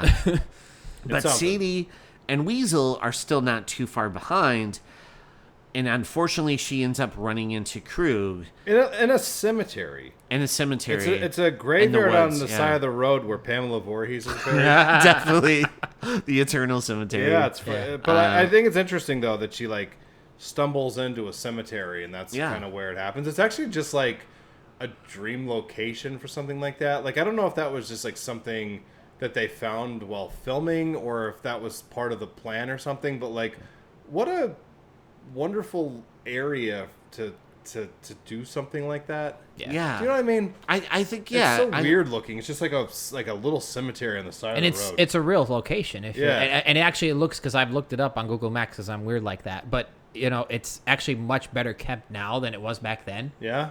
Like all the foliage is gone, wow. but it is along the side of the road. Wow. Okay. Where That's they shot it in Connecticut somewhere. Pamela Voorhees. She's there. No, yeah, maybe it's just like context too. Like again, like doing the layer thing that Wes Craven was like, yeah, I'm gonna write this in the script that it looks kind of hopeful because at one point she even sees the cop car kind of drive. Death surrounds her. You know, but yeah, and then she gets to the graveyard and she's surrounded by death, and it's just like inevitable. Like she's coming to her end. That's awful. And the fact, I know it sucks. And the fact that all that happens like within like feet of the road. Yeah, quote unquote. Awful. Yeah, well, but it's like illustrative of like again that dichotomy about how you're literally like 5 feet away from safety, potentially safety, and that's what happens. It happens to them a couple times too. Yeah. Like there's the one part where they're like Mary sees her house, so she sees the mailbox. And it's like, oh my god, like I'm right next door. Right. That's another awful element of this. Yeah. Yeah, and she probably like every time they're anywhere in the woods, she probably knows exactly where she is because that's her home, and it's like. Right. Just right outside safety. Yeah, and the crazy thing with like Phyllis seeing the car, it kind of reminded me of Scream when Casey sees her parents pulling up to her house and she's trying to yell like very much. Yeah, it's very like in the reign of like it's a Craven so thing. close so I was gonna but say. yet so far away. Yeah, you know what I mean. Yeah. So but yeah, it's definitely like a Wes Craven. I kind of want to watch like Nightmare on Elm Street and see if there's like a moment like that. There's definitely There probably nightmare is. moments in this. There's like the booby traps at the end and Oh, stuff. yeah, we'll get to that. Yeah, that too. But yeah, we'll get to that. So Phyllis, unfortunately, meets her end with Krug, Weasel, and Sadie, who end up stabbing her to death. And like pulling her intestines Yeah, they out and pull her. stuff. Yeah, I was there's- like, why are they doing this? Isn't that so weird? Because and again, this movie was like butchered upon its release with cut like all this shit because that was a much longer scene and they cut like you see it for literally 1 second and then it cuts away and it's hard to even see what's going on. I didn't get that the first time I watched it. I didn't see what they were doing. It was only in subsequent watches I was like, oh my God, they're actually doing that, and then they cut away. Yeah. But it was longer, but he cut it down. I don't know why they showed it to begin with. That's crazy. Yeah. Like, to me, I was just like, why are they pulling out Yeah. her intestines? It's like they're like Art the Clown Oh, Jesus. doing See, shit. Now, here's Like, a funny thing about that. Yeah. Like, Terrifier, like, if there was a scene where Art the Clown was tearing somebody's insides out, which I'm sure has happened It's happened multiple times. Yeah, Mm-hmm. yeah. But there's a safety in it because, like, Art the Clown is so fantastical. Fictional. Yeah. Right. Yeah. And, like, it's just, there's a disconnect that happens where you're like, oh, this is just fake bullshit. So you can let Right. your guard down and kind of, Yep. like, laugh with it. Yep. Yeah. But these are just, like, fucking depraved maniacs doing that to, like, this innocent girl, and they're, like, ripping her insides out. And literally, it's just not fun. No. Yeah. It's just like, I don't suspect the movie was supposed to be. I feel like Wes Craven knew what his goal was, and he was like a sharpshooter. Yeah. You know? And he did a fantastic job making me feel uncomfortable. Yeah. Ah. Yeah. And sad. Yeah. I have in my Yeah. notes, I'm like, seriously, movie, why so funny? Yeah. Why is this such a gas? Yeah. Talking about gas, the cops run out of gas on their way. Oh, wonderful segue. Yeah. Yeah. On their way to the fugitive's car, their car runs out of gas. He's like, oh, I forgot to fill it up. Yeah. Right? And you're like, these guys are just like the worst. Incompetent. Yeah. 100%. Yeah. Is So- that like when they're on the side of the road and like there's like a group, like a car full of yeah. hillbillies Yeah, we'll that get to drive that. by? The Yeah, hippies. Like, pigs! I think they're hippies. Yeah, Or they're, whatever. Yeah. Yeah. We didn't get I there had them, yet. I had but them yeah. listed as the hillbilly parade. Hillbilly. Yeah. Yeah. That's close. So Mary and Junior are running, and eventually they run into the gang, and they show that they cut off Phyllis's hand. At one point, I think it's Weasel pulls out like from his pocket like her hand. Was he just gonna like keep that? Yeah. That's I very was like, random. why? What is that for? Like, Right. Well, what's going on? They're like, all right, well, you got the intestines. I'm keeping the hand. All right. Like, you gotta hand it to him. yeah. So Krug, he ends up carving his name into Mary, and Which again, Very disturbing again, Yeah. because her screams seem like real screams. Yeah. And again, it's not clear. I mean, you could see he's cutting her, but it's Yeah. unclear from how it's shot what exactly he's doing. Right. It was only when I saw like stills, like photo stills afterward from like shot above. You Yeah. can see his name in her chest, but you don't actually see that in the finished cut. No, in the finished cut you don't. But you hear. I think it's Sadie, right? Yeah, says somebody that. says, She's like, "Oh, yeah, yeah, she Krug." said Krug. Yeah. Oh, yeah. Wow. Your name. Yeah. you Yeah. wrote your name. You're creative. Yeah. You know, Yeah, you're not yeah. too bad for a prison guy. So, but yeah, no, he ends up, doing that, and then of course, assaulting her even more. And then my notes say this movie sure is insert puke emoji. Yeah, Yeah, because again, Yeah. that rape scene seems real. yeah, Or at least it doesn't seem like it's simulated. right. You know, It's awful, and And then, it's not shown, you just see their faces, but it's still a lot. It's a yeah, and then she gets up, she walks off, and this is where that song is effectively played. I feel like this is the first time, Yeah. tonally it kind of matches like the Nowhere. What's the name of the song again? The road leads to nowhere. Yeah, Yeah. and so I the thing I do appreciate that Wes Craven did. This is definitely like a choice on his part. She definitely is ready to go, right? on her terms, yeah, But like, Yeah. there's like a grace and like, you know what I mean? There's like a Yeah. dignity to it. yeah, I feel like Krug is just like a piece of shit, and there's like nothing redeemable about him, and what he does to her is awful, but she maintains a type of dignity about it, and I'm glad that he like gave that to her in the Yeah. movie. And Yeah. the other thing is, in that scene before he shoots her, you notice that there's a series of shots showing Krug and all their And faces. he looks ashamed. They look like Yeah. it actually, all of them, it looked like it actually hit them, be like what they're actually doing. what they did. That yeah. finally, for whatever reason, it was delayed reaction or whatever, but it finally hit them, and they're like actually look like a little bit ashamed, like you said. I think it's because she did carry that dignity with her. Like I think that they get off on like the screaming and like what the horrible things that they're doing to people, but she's like throwing grace at them, and they're probably just like, oh shit, like this is making me feel weird. Right. Yeah. That's like a really it's a quiet little weapon, like a final fuck you type of thing. Like, yeah. I don't know. I mean, like that's something. That's a Cravenism. Like, it's a horrible moment, but even though, in order for the rest of the movie to happen, she has to die, but she does die with some dignity and grace, and good on him for putting that in there, because some filmmakers probably wouldn't. Right, and her actions make them actually like reflect for a minute and be like, okay, maybe this is a little fucked up. Right. It's only for a moment, but it still happens. I just think it's the fact that she didn't give them the reaction that they wanted. Right, yeah, I'm sure you're right. Like, why aren't you screaming? Like, why aren't you like begging us to stop? Like, she's just kind of like, I don't know, man. It's a really nice, quiet thing that she's doing, and I appreciate it. But let's move on, because this is fun. Yeah, so the cops, we cut back to the cops, the comedic relief of the movie, I guess. They are walking along, and a group of teens drive by, like, and they look like they're about to stop. And that's when all the, like, hippies pretty much say, "We hate pigs," or whatever, and they drive off. That's very funny. Yeah. That's a funny moment. And then, so they keep walking on, and then we see a truck, like a lady come along with a truck full of chickens. Ada. That's Ada. Ada, yeah. I love Ada. And at one point, she's like, well, I don't have any room. All I have are, like, the chickens in the back, and I have my chicken crate up in the, passenger seat. So you're going to have to hop on the roof or something. So these two idiots hop up on the roof, and they're about, like, 400 pounds, right? Like, between the two of them. And she's like, you know what? I'm so sorry, guys. My car won't start with you two on top. She's not that diplomatic about it, though. No. She's like, she, y'all like, ain't laughs. getting on my truck.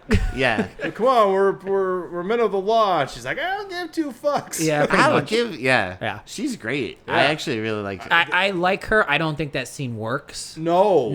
It's totally like right. That is one where they kind of took it a little too far. The hippies in the car or the hillbillies, that's fine. But the chicken coop, that's a little much. I would say that everything with the cops and then like the gang of scumbags, it's like two different movies. Yeah. It's too jarring. Yeah, it doesn't. Yeah. I wouldn't say that it's successful. It's a little awkward, but I mean, there's at least a couple of moments in this movie where you're like, oh, chickens. So Krug and his gang wash all the blood off themselves in the lake and start changing their clothes and stuff.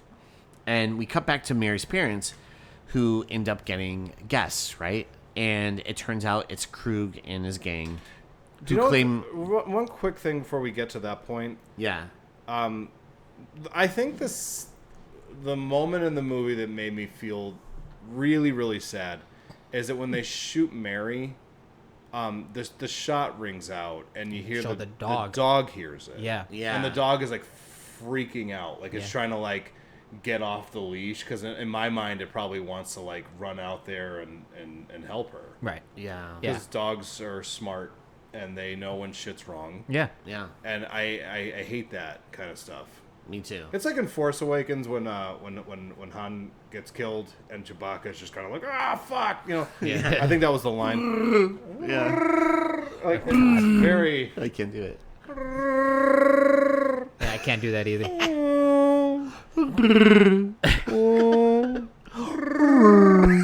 This has been the Wookiee Hour. You've been listening to Wookies. Well, EJ and Rory are doing Wookiees. So we see, the gang kind of show up to the Collingwood house, and they claim their car broke down. So the doctor and his wife suggest, hey, why don't you stay the night in the guest room or Mary's room? And back when people did that, we don't do that now. I like Sadie. She has like a line in it where she's like, being in this house makes me wish I was a lady. Yeah. I also have a line there. What you just said. It's like I had like, the 70s, a time when people would still welcome strangers into their homes. Yeah. Probably why this movie was so effective. Yeah. You know? It's just kind of a thing where, like, at that time when this movie was made, it probably wasn't uncommon for you to pick up, like, a hitchhiker or, like, oh, you look hungry, come in for some food. Nowadays, it's like people might be, like, several yards away from you, and you're just like, stay the fuck away from me. Yeah. Yep. Get the fuck out of my area. Yeah. The culture's changed so much. Yeah, it Respect my sucks. privacy. Yeah, it does. It sucks, man. Like, it's just...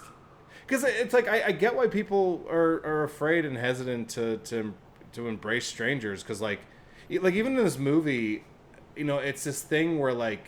Because my brain automatically just starts overanalyzing everything.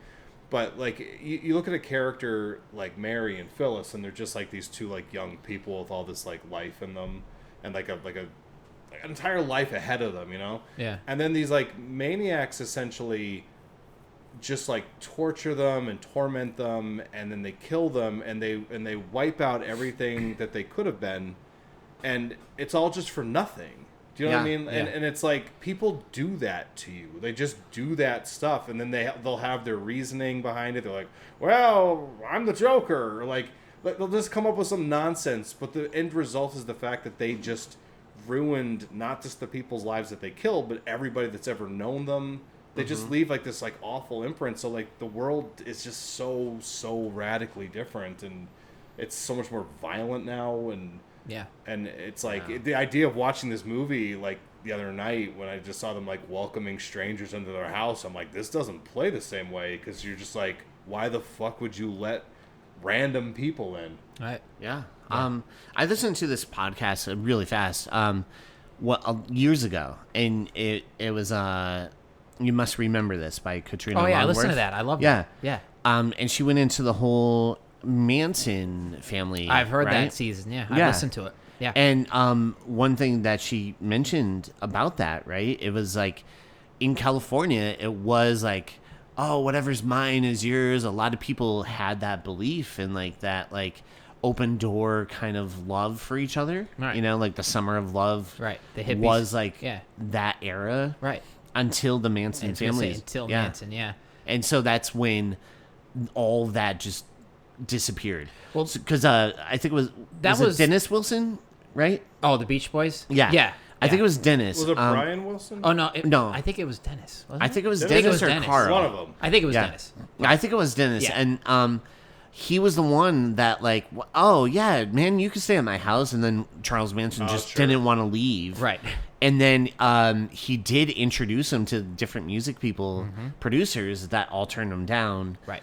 And one of the houses he went to, a music producer used to live there. Terry Melcher, yeah. Yeah. And then he moved out, and that's when Roman Polanski. Right. And, I've read. That's why. Yeah. Yeah, I've exactly. read Helter Skelter. That's a great book, by the way. If you haven't read it, you know. Yeah. Probably the best true crime book I've ever read. But I like remember listening to that podcast. Yeah, so me she too. put that out there. Yeah, like, yeah, it used to be like Summer of Love, whatever is mine is yours, and that's like how the Hollywood felt at that moment. Yeah. It was all like peace and love. Right. And until the Manson family came along. Right. It just that's what started it. And then the other thing is, real quick, you know, that was 69. Manson was 69. But then the 70s were the decade of serial killers, basically. If you know anything about history, it was like a fad. Zodiac. Zodiac was a little bit before 60s, that. But yeah, Night Was Stalker. he but 60s? Yeah, Yeah. late 60s. Same time, 68, 69. I'm real early stupid. 60s But- to 69, right? Yeah, and then the Night Stalker. But the vast majority of them were like post this movie, post 1972. Yeah.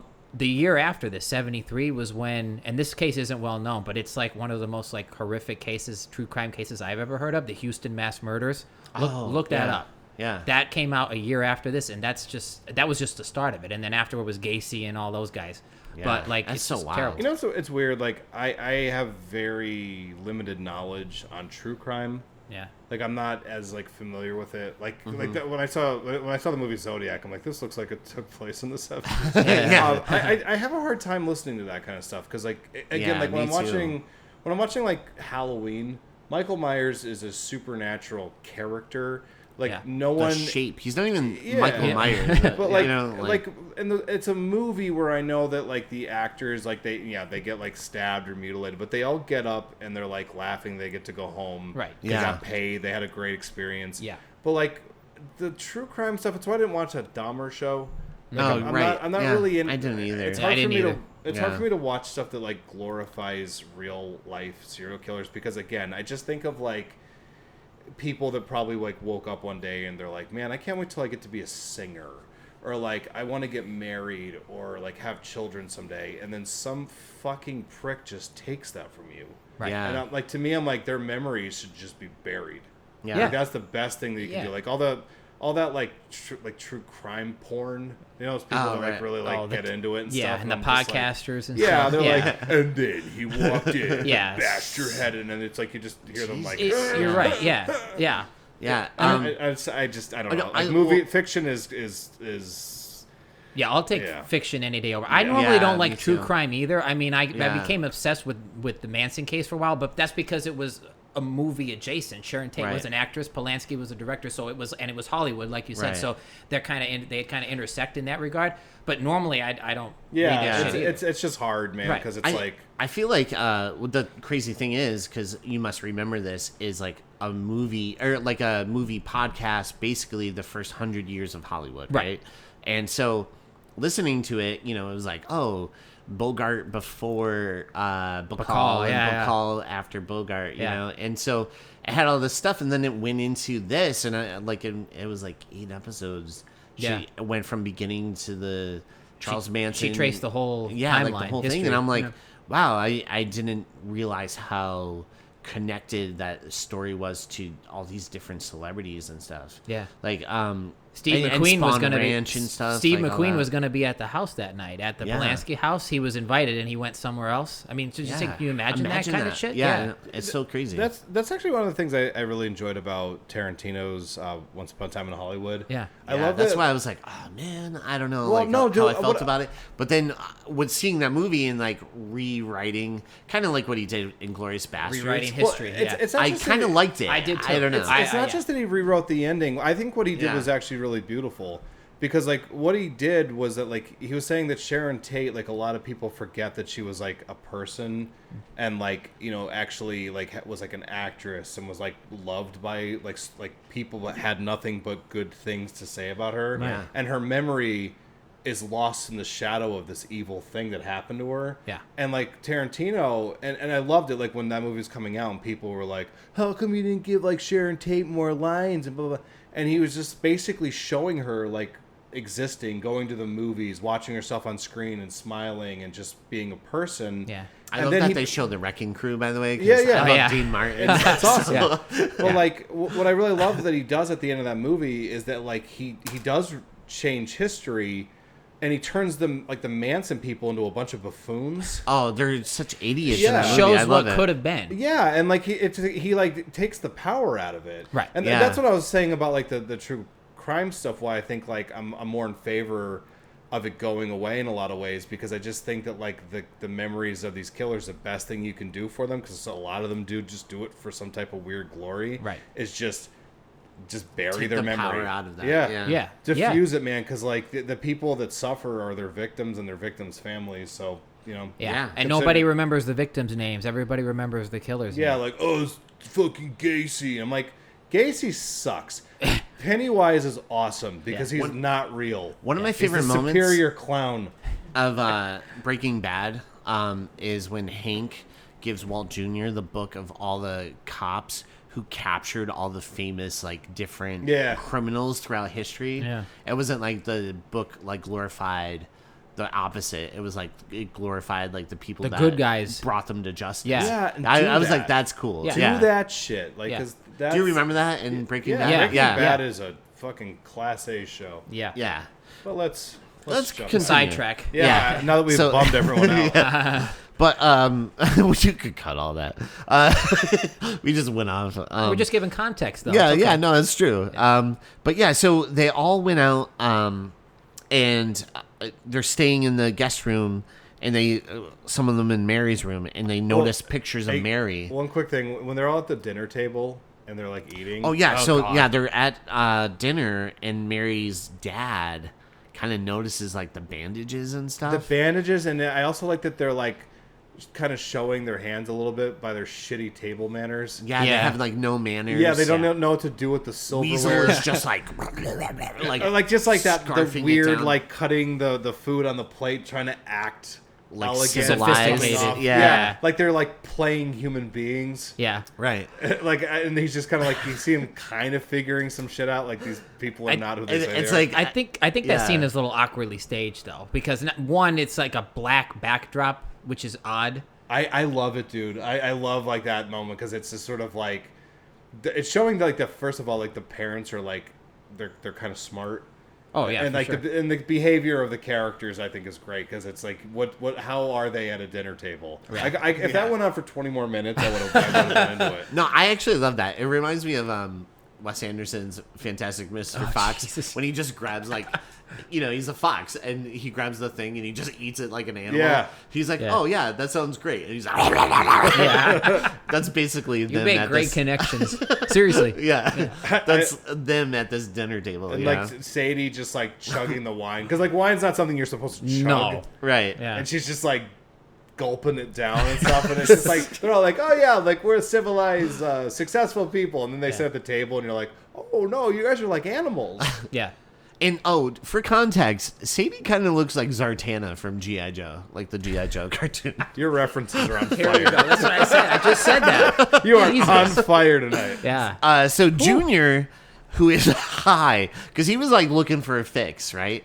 And finally, he gets really high and he starts crying and he's having like a dream of all the horrific stuff he saw his dad do. And so he's like, sorry, I'm so sorry. And that well, I'm so sorry. He doesn't have a fix yet. I was gonna say he's like going kind through of- withdrawal. He's like going through withdrawal. Yeah. Yeah. And he starts throwing up in the toilet, and that's when Mary's mom checks on him, and she's like helping him out, and that's when she notices like the peace sign necklace that was Very Mary's. convenient. Yeah. Do you know what this scene made me think of? Did you that ever- time when we no, I'm just kidding. Did you ever see the Seinfeld episode where George is taking this girl out to dinner and she excuses herself and he starts to put it in his head that she's just going into the bathroom to throw up her food? That Yeah. she has like an eating disorder, and he looks like really upset. I'm like, oh, George, you okay? And he's just like really mad that she's like throwing up the food that he paid for. Like Yeah. that's the only like, that's where his head goes. It's Yeah. not concern for her. He's just like, I'm paying for those meals. Yeah. I don't know why I thought about that when I was watching. But yeah, Mary's mom checks on him, and she notices the necklace, and then that's when she's like, he's kind of like still sick and stuff. She looks into his suitcase and finds bloody clothes. This is in my opinion, a very effective sequence because she finds the bloody clothes, and then that's when that song kicks in again. Yeah. Right at the right moment. The road to and then nowhere. and then they cut to the parents running through the woods with the song still playing. Yeah. Oh, it's really it's harsh. And she kind of overhears, and She they know overhears where to them, right. look Yeah. because she overhears them like, Say by the lake. I'll like kill you and throw you in the lake like With her, we did yeah. with that. Yeah. Yeah. So they run down. I guess they to don't the lake. understand like inside voices. Well, obviously they don't know how to eat. So. Right, yeah, No, I'm just yeah. kidding. But the next scene, yeah, the parents run down and they rush to the lake, and that's when they find the daughter.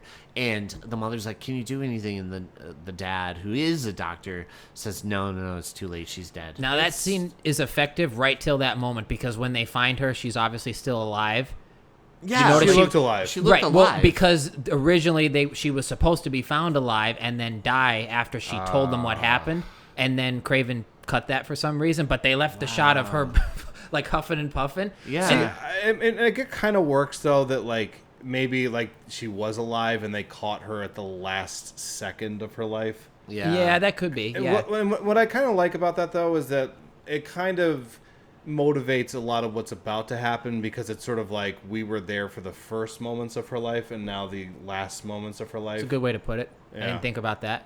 Yeah, it's you're totally on these parents' side at this point. You're Yeah. just like so excited for what's to come because they've just earned the worst kinds of death. These people, Yeah. these scumbags. But go on. So we see Weasel has like a weird dream, which is kind of This is odd, isn't it? This is very random. yeah, like prophetic. I don't know, like it's weird. But he has a weird dream about the parents like doing shit to him, and so he goes downstairs. Well, they put like a screwdriver. Yeah, like a chisel. chisel, Like a chisel. on his teeth and like hammer.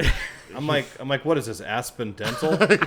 Oh no! Hey, Aspen Dental, don't sue us. But I know about you. But yeah, so Weasel has a weird dream, and then he goes downstairs and he sees Mrs. Colling. Just kidding, Aspen Dental. We really you don't have to sue us. I know there's a lot of you guys out there. We're just kidding. We're just podcasters making jokes. Please don't send people to my house. They show up and they do that to you. You No got the Novocaine. jokes. You knew it was coming, Colorasi. Yeah. No Novocaine. Just boom. Hey, I'll face it. You burned everything except those teeth. Jesus. So He's all face over here. he's all face over here. So he goes down and he starts putting the moves onto Mary's mother, right? And he's just like, hey, I'll show you what it's like to be a man. I can do anything, even with my hands tied behind my back. And she's like, okay, let's go outside. Whatever, scumbag. Yeah. Yeah. Meanwhile, the doctor, Mary's father, goes all Kevin McAllister. He sure does. But there's a moment though. He's like down in the basement and he's like loading a gun. Yeah. Yeah, the shotgun. Yeah. Yeah. And behind him there's like a picture of like a cat and like an animal. And I'm fairly certain that that's probably something that Mary painted when she was a kid. Oh, Didn't think okay. about that. Yeah, Yeah. that made me real sad. Yeah. Because it's just kind of like it's right over his shoulder. It's just kind of like, Yeah. I'm Wow. telling you, I'm behind these people. Yeah. And so he sets up traps around the house, which we'll get to those traps in Do a you second. think Chris Columbus was inspired by this movie when he made Home Alone? Absolutely. Yeah, he was like, you know what?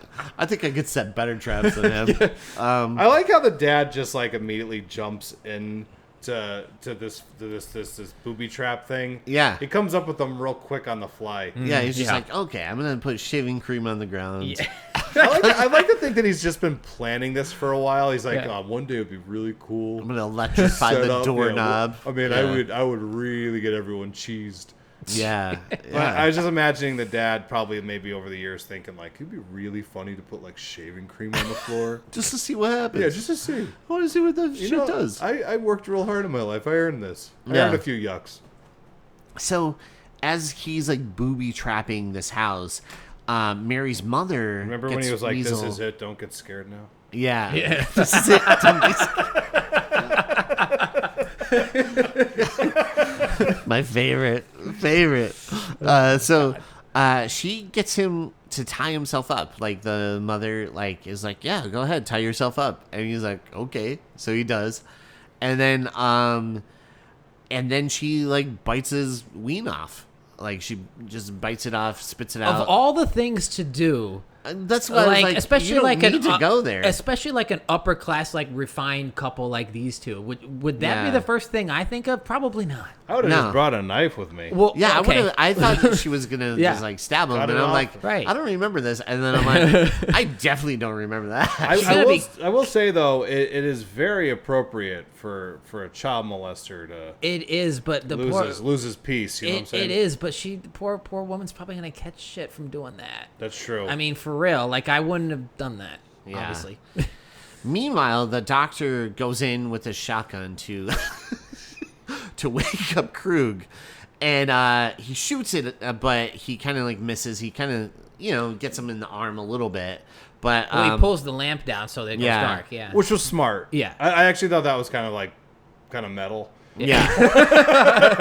Yeah. And then we see like, so the doctor like runs out of the room, and Krug slips on the shaving cream. Would it be funny if none of his traps worked? I felt like they really didn't. Well, yeah, they though. really weren't all that effective. I was like, one of them's pretty badass though. The one doorknob. The front Yeah, door? the doorknob Yeah. one. Yeah. But the shaving cream, you just was, that's real funny. That's just like a doop doop doop moment. Yeah, and then he be trips funny- over the wire, but It'd be funny though, like if Krug opened the door and just immediately saw it and just like stepped stepped over it. And then like the dad just points the gun at him again. He's just like, no, you're gonna set off each and every one of these fucking traps. I worked really hard on them. I've been dreaming of this for years. I'm writing a book right now on fun booby traps to put around the house. But they Krug and the father get into like a fist fight, and it doesn't look really good for the father because he's really getting thrown around pretty I good. thought you were going to say the fight didn't look good because it really didn't. It wasn't staged all that well. No. I don't think they, like, back in the day, even on, like, Star Trek, we talked about that before. Some of the fight scenes in the original series of Star Trek, you're just like, what is happening? Yeah. I think the shot list just said, do something with the camera. Like, you know what's impressive is Batman 66. Like, those fight scenes, now you look back and you're like, oh, yeah. Wow. They actually, did they have, like, a fight choreographer for that? I don't know. But, yeah, this movie definitely didn't have one. And as soon as, like, stuff is, like, getting kind of worse for the dad, that's when Junior shows up and he pulls a gun on Krug. But because he's on heroin and Krug can control him because of the heroin, he goes, hey, you loser, kill yourself, right? And he's like, I don't wanna. He's like, I don't want to. I don't want to do it. Okay. And then Junior Pretty much. ends up dying. And He shoots himself. on Krug's suggestion, yeah. And the doctor By eventually the way, gets a chainsaw. I had a similar reaction to Junior after I saw Rise of Skywalker. It's been a while Oh, no. since I made that joke. I'm coming back strong. It's not gone yet. It's all that heroin. So I was on a lot of heroin while watching Rise of Skywalker.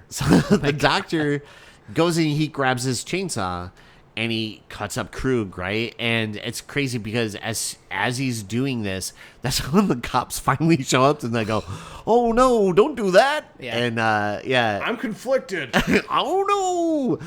And so he is like, he saws him up. Meanwhile, Mrs. Collingswood slashes like Sadie's throat. And I think that is shot kind of awesome. Yeah, it's pretty rad. It's shot awesome, but again, and I just noticed this the other night when I rewatched it this time, and maybe because it was the print was cleaned up a little bit, but like you can see that Sadie just had a blood pack in her mouth and then bit down on it at the right time. Yeah. You can see that was all there was to it, but that's okay. It's still well done, like you said. It looks awesome. Yeah.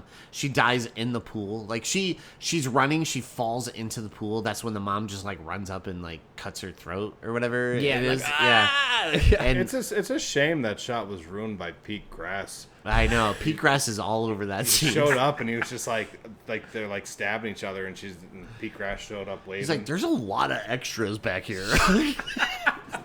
Also, she doesn't really fall in the pool, Sadie. She kind of just seems like she runs into it on purpose. Did you notice that? Well, I think she didn't know the layout. Well, she might not because it was dark. And so she couldn't fell see. like into the trap of like she's running and like probably looking back and like fell into the pool. That's a good point, and it's dark back there. Yeah, I think she just thought she was a savior. She's like, oh, I'm gonna easily run across this fucking thing. Yeah. She's like, I can walk across water. Yeah, it is.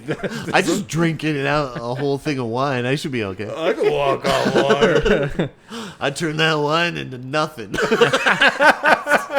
I made that wine disappear.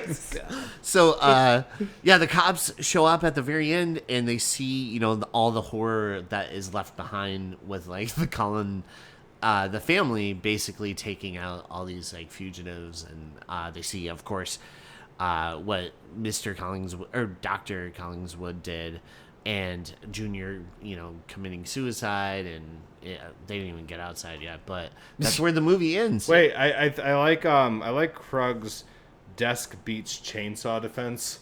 Yeah, yeah. He's like, I got a desk. I also was like, I think it would have been really funny if the mother was coming back in the house and the dad didn't run by her all the traps that he had set. Oh my no! God. Yeah, suck on the electric. Whoops. They did it.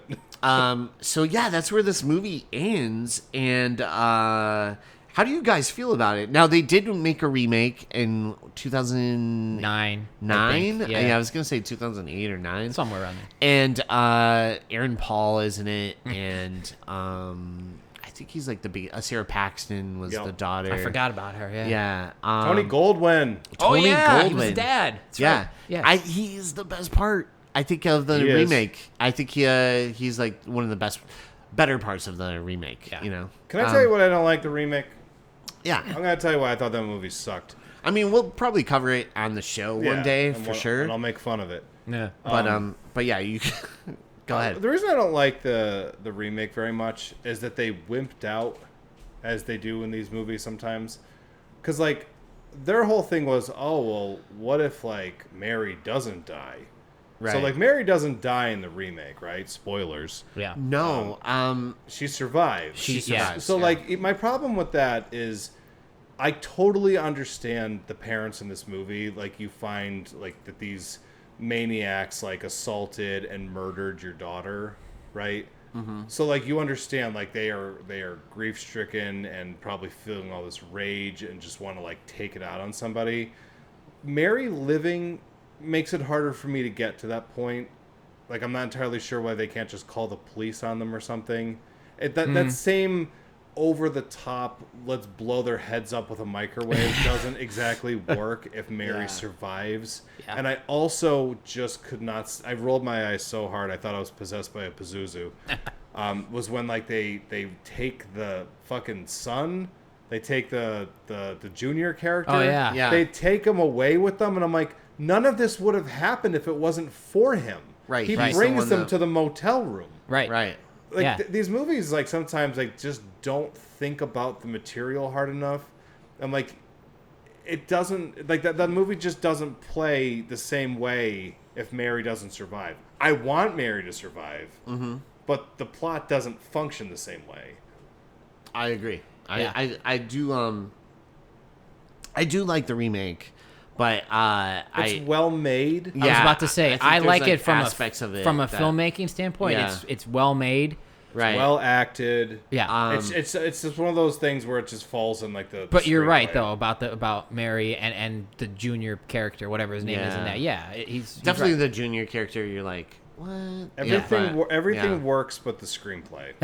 Yeah. Yeah. I mean, Yeah. that's fine. I think the cast is Garrett Great. Dillahunt. Yeah, he's good. He's Sarah great. Paxton's Sarah wonderful. Paxton, Tony freaking Goldwyn. I will always. I love him. Celebrate Tony Goldwyn, even if Yeah. he's in a movie I don't care for. Yeah, Right. he's awesome. Yeah, Yeah. I love him. Yeah. Dexter's therapist. Yeah, yeah. But let's go into this movie. So, would you recommend this? And are you a fan? I mean, again, any recommendation comes with that warning that we said at the very beginning. You have to be prepared, even though it is Right. such an old film and it is cheap, and you could see that it's cheap, and you know there's some parts that aren't effective, like we talked about, but there are other parts that are brutally effective for the reasons Yeah. we spoke about. What Rory was saying about how just it seems like almost like a documentary at times. So you know you have to give that caveat at the beginning. If that being said, I would recommend this movie to certain people. Yeah. Again, certainly not to non-horror fans and not to horror newbies. It would have to be seasoned people like us. Yeah. I agree. Yeah, so again, if you would ask me this, a decade ago after I saw this the first time, the answer would have been a hard no. Because like I said, I was not prepared for the exploitation element of it. I've grown to appreciate it a lot more in the years since for the reasons we talked about. And I think it is more effective than the remake, like we just said. So, again, the short answer is I would recommend it, but it depends on who's asking. Right. Yeah. Okay. Yeah. Rory. So it's funny. I was with Greg Caldwell on Saturday. Oh yeah. I went over his apartment to check out his awesome posters Oh, he's shut got up. That's he's got awesome. a collection of movie posters that's Yeah. kind of awe-inspiring. It is. It He really has is. the original poster for this. Oh, Wow. Or a video poster's one of them. Yeah. But Yeah. it looks like that's the original poster. But he's like, oh, do you like that movie? And my response was, I like that movie as much as you can like it. Right. Yeah. Do you know what I mean? It's one of those Yeah. movies. I don't think it is enjoyable in a way where watching like Nightmare on Elm Street, another Wes Craven Right. movie, would be. right. It's a bit tough. I think it's incredibly effective. And it's just got like a rawness to it that's commendable. but it is definitely a hard watch. So I would just say that it is a very important piece of horror history, so it's worth seeing, but just be very, very just be careful if you're somebody who's gets upset about certain things that we described. Yeah. Because it's if you are, it's totally respectable to sit it out. Yeah. Just go watch Popeye's Revenge. And Actually, don't. You'll be better. He's off. only kidding. Just don't do that. No, I'm just saying. So yeah, I would recommend it to those who can handle some of this material. Yeah, it is. That's what I'm going to say. That's a better way to put what I was trying to say. Yeah, I definitely no. I both of you did a great job. I would agree. Like I feel like there's definitely a disclaimer. The material is very, very raw and could actually it's pretty crazy. So with the disclaimer in front of it, yeah, I think it is very hard to kind of maybe recommend this on the fly to be like, hey, yeah, check this out. Like you're gonna love it. To certain people, yeah, especially, yeah. I think if you're like a film nerd, I would probably be like us. Oh yeah, you like Wes Craven? Maybe this is like his first movie, and like you could see, like little traces of greatness that is to come. Right? Like It's made well. Right. The screenplays, it's hard, like you said, to watch, but it's shot well, like you said. And you see traces of like things that will come into fruition later in his career that like were always there, like little seeds of stuff of greatness. Right. Yeah. It's also just a thing to keep in mind that all these actors and people went home. Yeah. It's I'm not terribly bothered by anything anymore, unless it's like something dealing with like an animal getting hurt. Right. But yeah, it's totally respectable if this isn't your thing. Doesn't make you any less of a horror fan, but it's definitely worth watching if you can handle it. Yeah. And there's one thing I want to say about you mentioned the poster. That's what reminded me. The marketing for this movie, let's be honest, that tagline is probably one of the most effective taglines. I actually wrote it down earlier. Yeah. To avoid fainting, keep repeating, it's only a movie. Yeah. It's only a movie. It's only a movie. Yeah. And that's awesome. It Yeah. also does that bullshit thing, how it says that it's based on a true story at the beginning. Oh, yeah, they have that disclaimer. Yeah. That was a fad in the 70s. It sure is. Yeah. It still is. Yeah, it's true. They make these fucking movies about exorcisms, and they're like, the following events happened. Yeah. This Well, is that's a real. little harder to believe, but this is something that obviously could happen. Yeah, no this doubt. is all, potentially borrowed from, like, real stories. I would assume so. Right. Yeah. Yeah. Because I know it's based off of, like, a Bergman film, but I would love to know, and maybe I'll look into this later, what Bergman based it on, if anything. Yeah. Yeah. So, anyway. All right, let's go into our new thing, which is your favorite kill. Brent, you want to start us off? It feels weird to be talking about it in this way because of the nature of the movie that we were just talking about. Mm-hmm. But all that being said, it might sound cliche, but probably the last one, probably Krug with the chainsaw. Yeah. I don't know. It's well done, and you don't really see anything. And I mean, part of that is because they didn't have the budget to do the gore effects for that. Yeah. You just see kind of like splatter. But I don't know. It's like Rory said earlier. It's almost for the parents. It's like a catharsis thing. Yeah. Mm-hmm. Yeah. Sweet old revenge. Rory, how about you? I'm all about people who hurt children getting their dicks bit off. So, Yeah. All right. Yeah. So call me old-fashioned, but I don't like those guys. it's a good old fashioned dick bite. Yeah. Yeah. Fuck them. Yeah. Yeah. Okay, I'm gonna go with actually different from you guys. Sadie. I don't know why. But I liked when the mom just like runs by and it's just like a drive-by slashing and That is kind of awesome.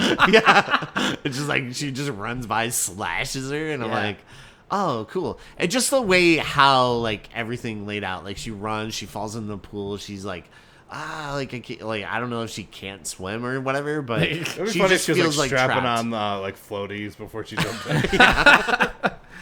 But yeah, the mom just like running by. Yeah. Loved it. Okay, let's get into our emojis. Let's hear those bomb ass emojis. All right, Brent, Yeah. if you want to start us off. Okay, I got creative with this one. Ooh. Well, I wanted to do like a switchblade, but they don't have that, so just do the old-fashioned knife, like the Okay. kitchen knife, even though they don't use that. But that's the Yeah. closest we can get. Whatever. Yeah. And then I have the cop emoji, like the police officer emoji, connected with the middle finger because the cops in this movie are so fucking inept. It's like really like frustrating. Yes. Like we were talking about earlier. Yeah. So I have that. I have a water droplet because of the whole swimming pool / lake thing. There's Yes. a lot of water in this movie. And then finally, I have an eye, and then the number 4, and another eye. So an eye for an eye. Ooh, all right. Good, I like good. that. That was- That's actually really That good. was a lot of work put into that. I know, Yeah. I said I went overboard. I love it. I didn't try at all. He's just putting them in now. I just remembered. Rory, how about you? What are you doing? I saw an adorable cat. I saw that dog who I thought was rather heroic. He wanted to get over there and fuck some shit up, and that's respectable. Yeah. There's a bunch of chicken emojis. Hell yeah. You know, there's a frog. Because, Uh-huh. you know, the frog impression. Ribbit. Goddamn right. That's Yeah. that same one. There's a bunch of ducks lighting this movie Oh, up. yeah, that's true. I like the ducks. They get actually a couple shots. Yeah. They've reused some of the same shots to show those ducks, and I get it. If I had those shots, I'd be showing those ducks all day. And then right underneath all that, there's about 72 puke faces. Okay. Damn. For the year. 72. Yep. 72? Yeah. Oh, perfect. Yep. So I did 72 times Jesus Christ. chicken plus truck. That's a good math. Yeah, so that's my. That's good. Yeah, there was a lot of chickens. Yeah, I got it, man. Yeah. So no, but that's my emojis. All right, let's get into our plugs. It's time for a plug.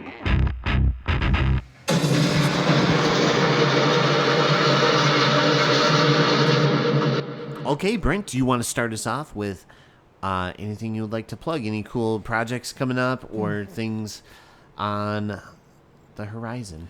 I got a couple. Well, one is, it's like my standard disclaimer every time I'm on here, but it's a year-round thing, so, you know, I'll plug it as much as I can. Yeah. The Northeast Film Festival up in Waverly. Yep. We had a little bit of a break over the summer, obviously because the festival's in April every year, but we're meeting again. The planning committee is going to meet actually next week to start planning next year.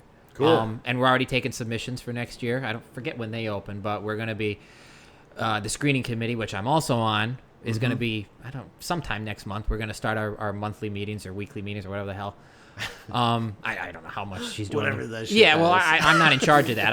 I just participate. Whatever. Yeah. So we got that going on, and then I will plug real quick, and it isn't for me personally, but we have, you guys probably know this, Steve Cognetti.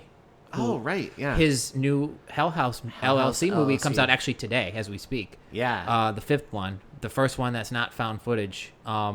So, and it's in theaters. It's only for a limited run, obviously. It's right. not I think it's like a week or something. yeah, right? like a week. I'm gonna try to get to see it in theaters. I Yeah. might not, but whatever. But I don't know. How do you guys feel about that series? If you've seen, You know them? what? To be honest, I haven't watched it yet. I Oh. just kind of found out about it. So I have not watched it, but I am 100% planning on watching it because it is someone local. Yeah. And because it is kind of like successful too, right? Like It's Hey, for- wait one because they second. had like 4 or 5 movies. Yeah. I'm going to copy paste everything you just said. Oh, okay, perfect. Yeah. Yeah. Yeah. Well, again, and I went and rewatched them recently because of this new one coming out. And Steve serves on the committee with me for the film Oh, festival. that's That's how I awesome. know him. Yeah. And he's a great guy. Yeah. I've never worked with him like Oh, on okay. a set. You know, Right. maybe one day. But by all accounts, he's a really good director. But yeah, like you Oh, said, that's awesome. the movies are successful for. I mean, they're super low budget. You know, Right. but that's whatever. And they're shot down by Mahoning, like Lee Heighton. I think that building that they use is in Lee gotcha. Heighton. I think. Yeah. But But yeah, they're for what they're trying to be, they're really well done. The first one's the best, of course. The second and third, they get a little repetitive because you're kind of recycling the same story with new characters. All right. But none of them are bad. Oh, cool. I would say Good. none of them are bad. Yeah, they're pretty good. That's awesome.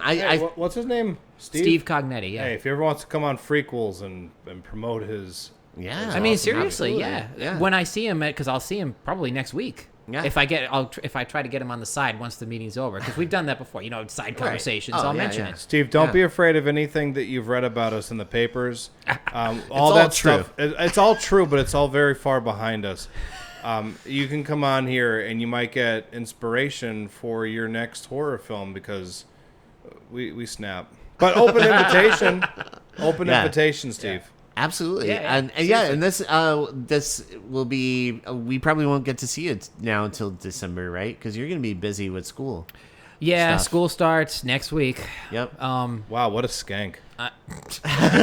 Listen. He's teaching high school and college. Yeah, I'm teaching a class up at Penn State in the evenings Yeah? too. Yeah, Yeah. so that's gonna try that out. Imagine going from 8th graders during the day to college kids at night. Dude, I eat trash, okay? You ain't got nothing on me. Yeah. Yeah, true. But yeah, so they both start on Monday, so that's gonna be interesting. So Yep. yeah, life's gonna be busy, like you said. Yeah, so we probably won't get to see it. Hey, why don't we until just set Christmas. up the equipment inside of your classroom? Oh. And we can review a movie while your kids look at you confused. Like, what's the kind going of on I don't know. today? The, I didn't listen, pay for this. the kind of not only that, the kind of movies we review, probably not. All right, kids. Today we're talking about the Last House on the Left remake. Oh, Well, yeah. we could do that in my college class. That's fine, Oh, but not middle school. Right. No, No, it has to be the middle school. Middle school or bust. Anything else you want to plug? No, I think that's enough. Well, then we're That's moving it. on. All right. Rory, how about you? Well, as usual, I'm going to plug the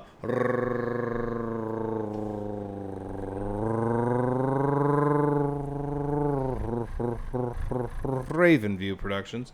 It's a film production company that has a little something coming your way shortly.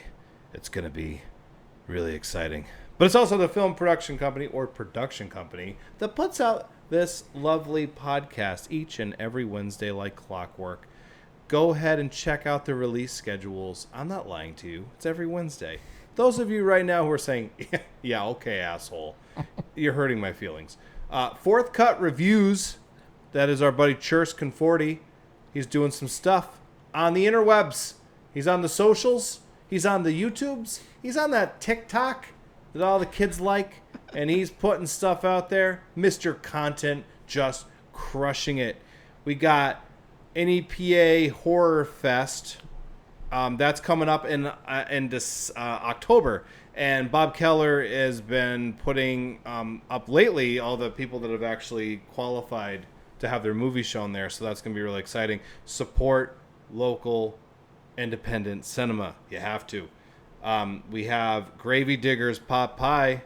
If you think the Axe and Last House on the Left are atrocious, you should see what Matt Rinaldi has been doing to the human bodies who consume these pies. Schwartz Dreamboat, I already plugged them at the jump of the show, but I'm doing it again because the guy deserves it. He's hilarious and effortlessly so. You can find him on all the socials. Make him happen. Make him a household name. Hell yeah. He's my household name. Electric City Improv, as I mentioned earlier, go check them out. They are hilarious and so much fun. Real Chronicles, our pal Dave Gonzalez is coming back in a few weeks. You should support his podcast, Real Chronicles, and you should also look him up under the Cinematic Reel so you can check out all of his awesome Rotten Tomatoes reviews. Don't just read the blurbs, you lazy pricks. Read the entire review. Got to get him just blowing up out there. He's great at what he does, and he's a great dude, so support him. Most importantly, if you were to forsake everything else, it would be forgiven if it was in the name of Kitties of NEPA Pet Rescue. That's where the cats are. That's where the magic happens. They take the cats that are in bad situations and they put them in good situations. They take them out of crack houses and put them into your houses. And it's Ooh. awesome. I have a cat there. From there. Hooked on heroin. You Hooked can on control heroin.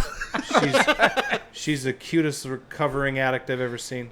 Her name is Ella. She's got big yellow spooky eyes, and she's very excited for the coming October months, as I am too.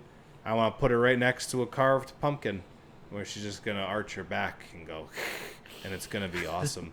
So yeah, you can look them up. There's a nice little link to them on freakquelspodcast.com.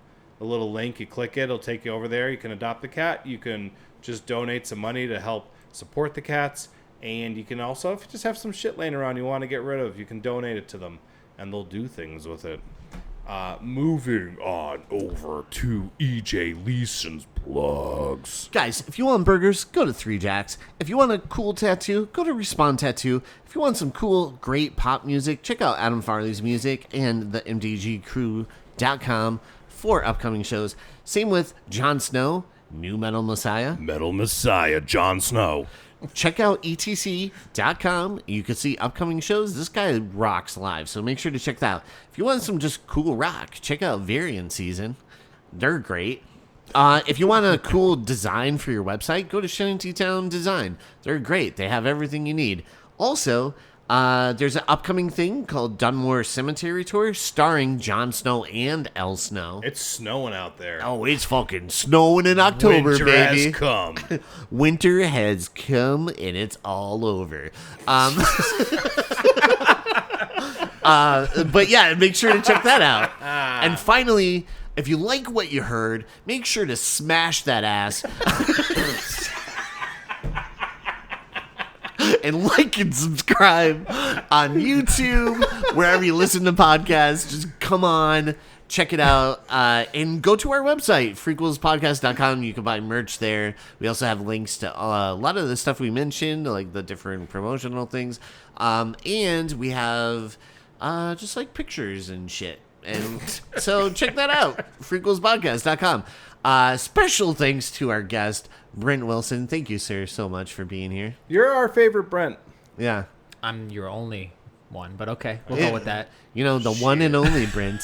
He fact-checked me. I did. Checked. Where's his water bottle to be like, and that's that. And special thanks to Rory for just being awesome as usual. Oh, well, thank you for just being the greatest host ever. Oh, well, we're both hosts. You're brother. adorable, What are don't talking you know? about? Oh, stop it. You cut it out. If I could feed you Taco Bell, I would. Oh, thank you, brother. So, with that being said, thank you so much to everyone listening at home. We love you guys. Make sure to tell everyone about us because you should. And with that being said, thank you for listening to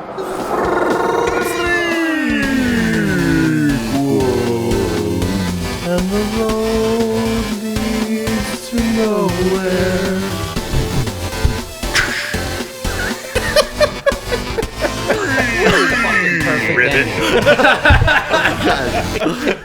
AJ just almost knocked over the microphone. I almost died. That's almost a couple I hundred. electrocuted myself. That was almost a $200 mistake. Yeah, I was like, whoa.